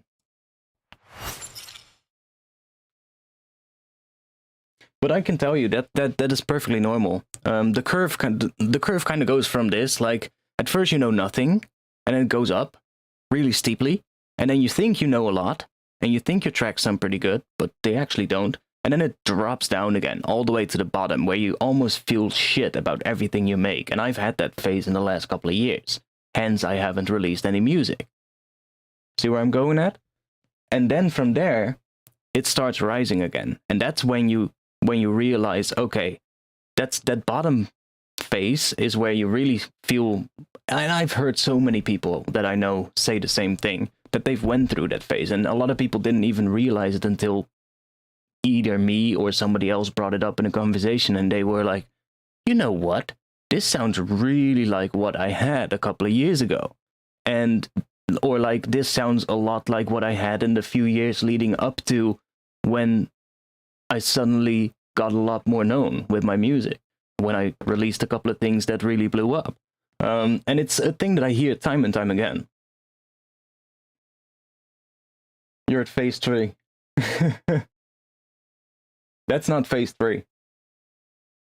That's phase 2. Phase 1 is the phase where you go from nothing to basically all the way here, where you think you're all the way here.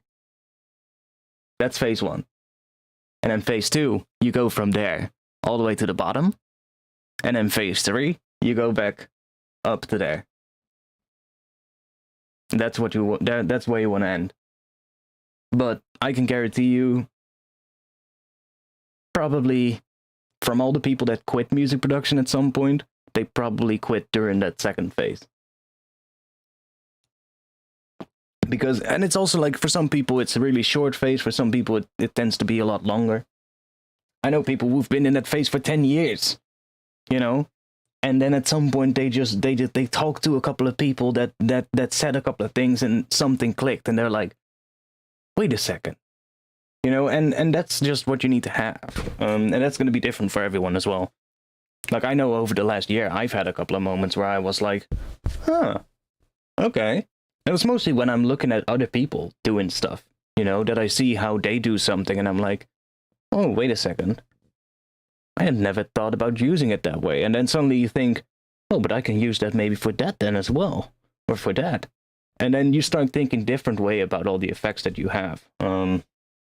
Which is difficult, but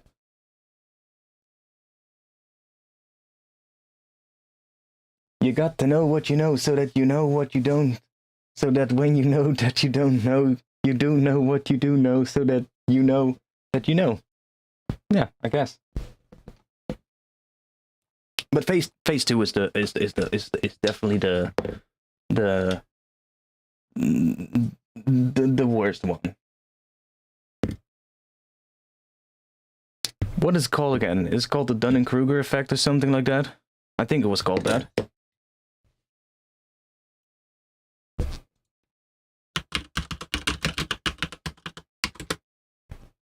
Yeah, exactly. The Dunning-Kruger effect.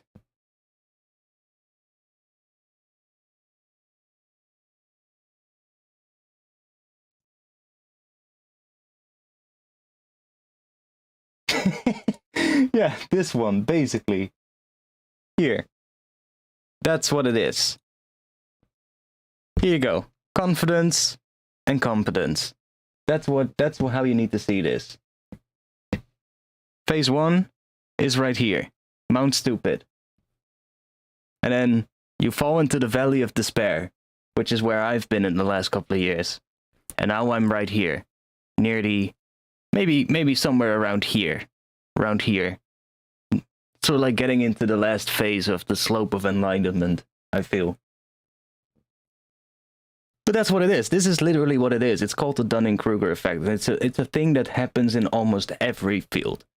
Like, you want to learn something, you start learning something, and at first you know nothing, and then the first little bit of knowledge that you learn puts you at a level above almost everybody you know on that subject, most likely, if it's a very niche thing, like music production is.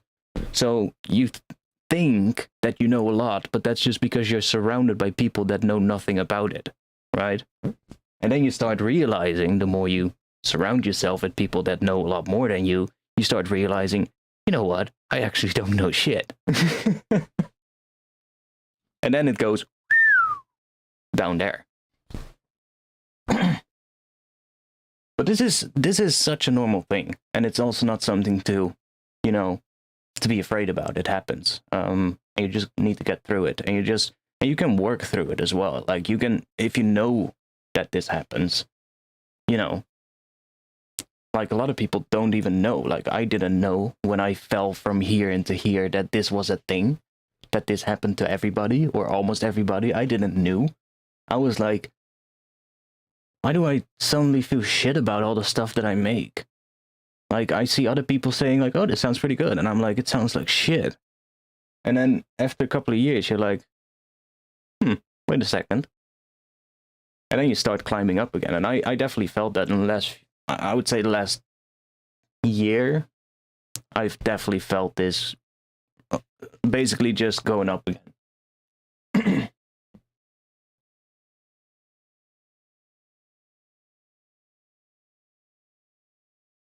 Yeah, it's all.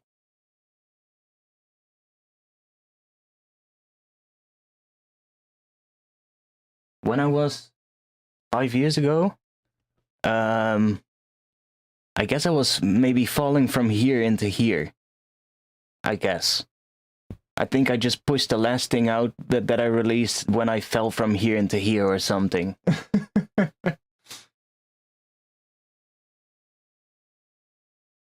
Not entirely sure, but maybe I was already here. I'm not sure.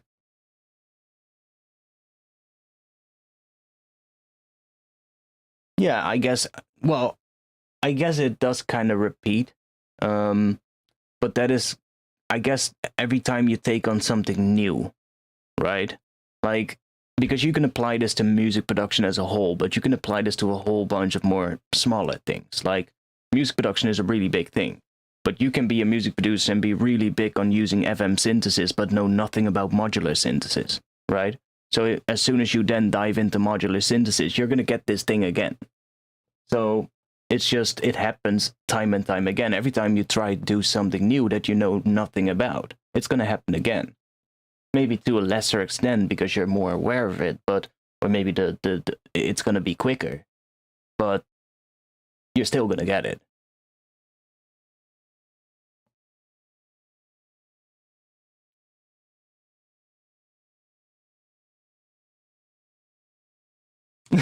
Shit, then you're at phase one. Well, hey, now you should be able to know. So now that should drop you straight down into the second one, right? Because the first thing is you're there because you're not aware of this. That's the first thing. You're not aware of it. Yeah, okay, you could try that as well. Stay at the peak of Mount Stupid to maintain ego and pride. Yeah, that's a good one. But no, it's like at here you're just simply not even aware of this, right? And you're just like, oh yeah, it sounds good. It sounds good. And then like the things that I released at that moment in time, I was happy with it.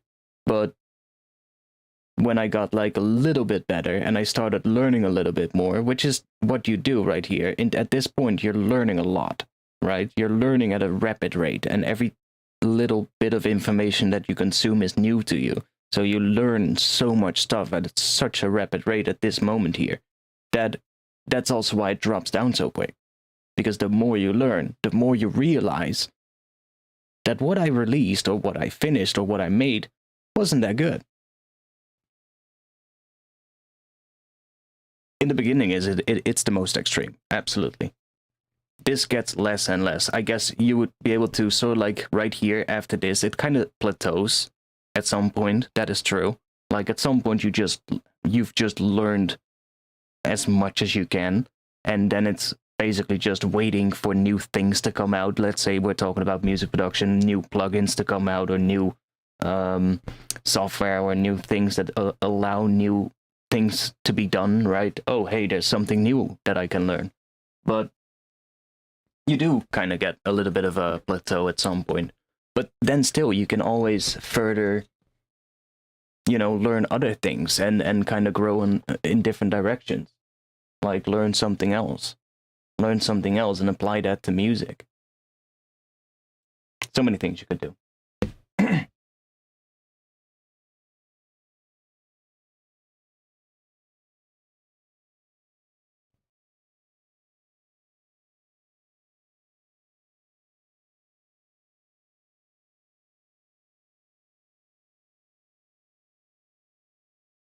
Yeah, but I do feel at some point, like, especially with music and with any art, I guess, unless you're just really talented, right? You've got those people. But let's be honest, most people are not like that. You might have a little bit of an interest or a talent, but you're not. Most people are not virtuosos, right? So let's be honest. So yeah, you need to just learn everything. Yeah, and that's a process, but hey, that can also be fun, right? You need to see the fun in it as well. Like, you shouldn't see it as something bad. You should just see it as like, especially when you start realizing that your music doesn't sound good compared to other people's music.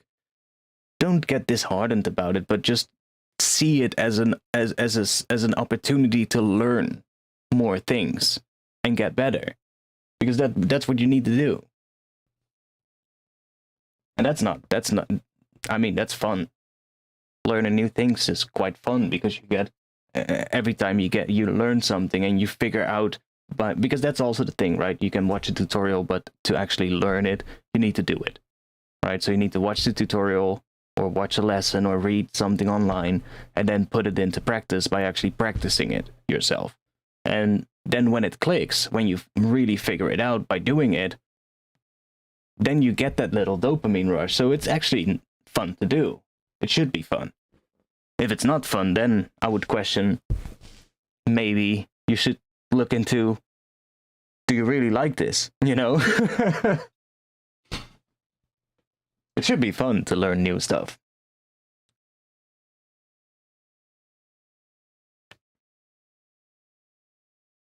Yeah, I have that too. Like, generic music, I tend to not listen to it at all. I just tend to avoid most of it. But it depends though. Depends though. Sometimes music is just good. But like pop music stuff, most of the stuff I don't listen to at all. I would much rather listen to some metal or something, or some underground fucking rock band that nobody knows about except for maybe a couple of thousand people in the world, you know? I would much rather listen to that. Recreating tracks is a pretty good way to learn stuff. I do think you need a certain level of skill to start doing that. Like, if you're just starting out, I wouldn't advise you to start remaking tracks, because you seriously don't have any clue as to how certain sounds are going to be made. But like, if you already have a bit of knowledge, then yes, starting to maybe remake something, or at least you don't have to remake a full track, of course, but just remake something that you like and see if you can figure out how they did it or how to do it. You know, like, a lot of times something can also be done in a lot of different ways, right? So even though you make something that sounds very similar, it doesn't mean you've did it in the same way that those people did it. You just figured out another way. But that's fine too, you know?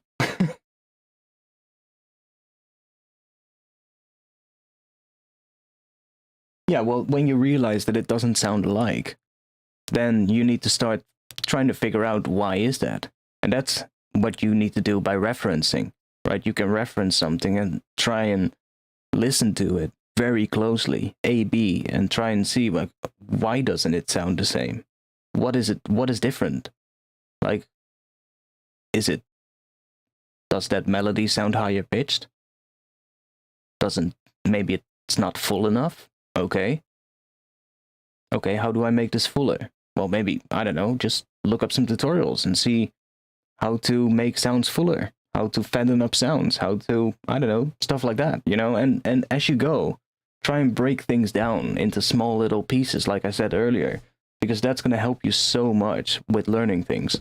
Like, if you have a really big thing, like, oh, I want to make this, like, let's say you look up the Noisia and you want to make a Noisia style track, but you have no clue how to do this. If you think to yourself, I want to make a Noisia track, and that's your goal, and that's what you set as your goal, it's going to be really hard to get there. And if you break that down, Okay, so how do I get there? What do I need to learn? And then you break that down, and all the things that you came up with, you break those down even further into smaller things and smaller things. So you have a really, like, really small steps that you just can take on one by one and just get yourself to that point. Yeah, D&B good. D&B Academy is good. Yeah, I can't keep up with them. They make so many videos. I'm fine with it. I actually watch quite a few of them as well, because every now and then I'm like, oh, I hadn't thought about that. Anyways, I'll play this tune. I need to check real quick though if the synth, where is it? The bass, the reso bass here, because it has some MIDI stuff going on here, right there. And for some reason, we need to play this first before it actually plays it correctly. Oh no, I resampled it. Perfect. So tomorrow, my Ableton theme is available on my Patreon. So if you want to help support these streams, you can support me on Patreon, and there you can also download sample packs every month. You can download my Ableton themes. You can download my Ableton Rex, which I should have an update for that I keep forgetting that I should release, but I'm gonna put that out. Yeah, and other stuff as well. What else did we have on there? A Vital pack with wavetables and all that kind of stuff. So yeah, check it out if you want. If you want to help support, then that's where you can support and grab all those things. So tomorrow, we're gonna be working on this. 8:30 p.m. Amsterdam time, so tune in tomorrow. This is the other project that I started, and this one is starting to become pretty big. It's quite a large project already, but it sounds pretty cool.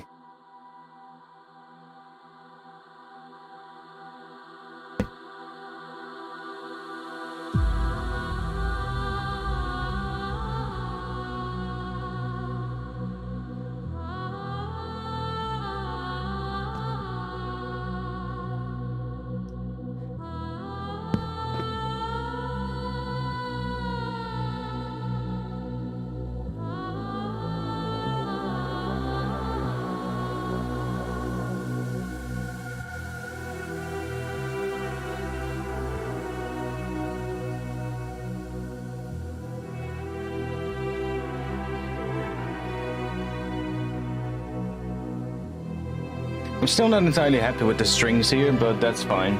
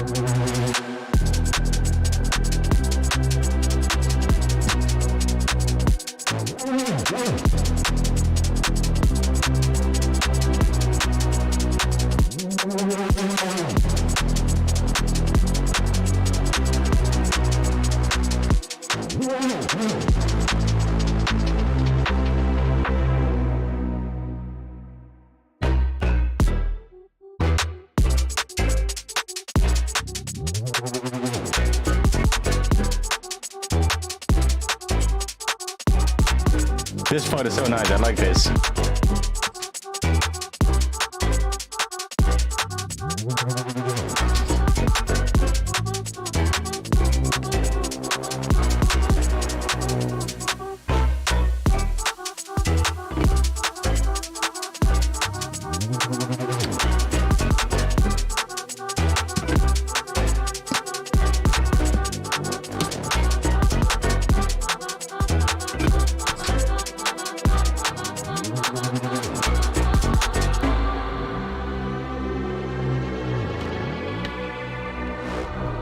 This transition is also not entirely right yet, but we'll get there. Yeah, so tomorrow we're gonna be working on this section here. Second drop. Which is gonna be drum and bass as well. It's actually gonna be quicker. Oh, I didn't know that I had a music box in here as well. Oh, that's fine though. Kind of sticks with the theme.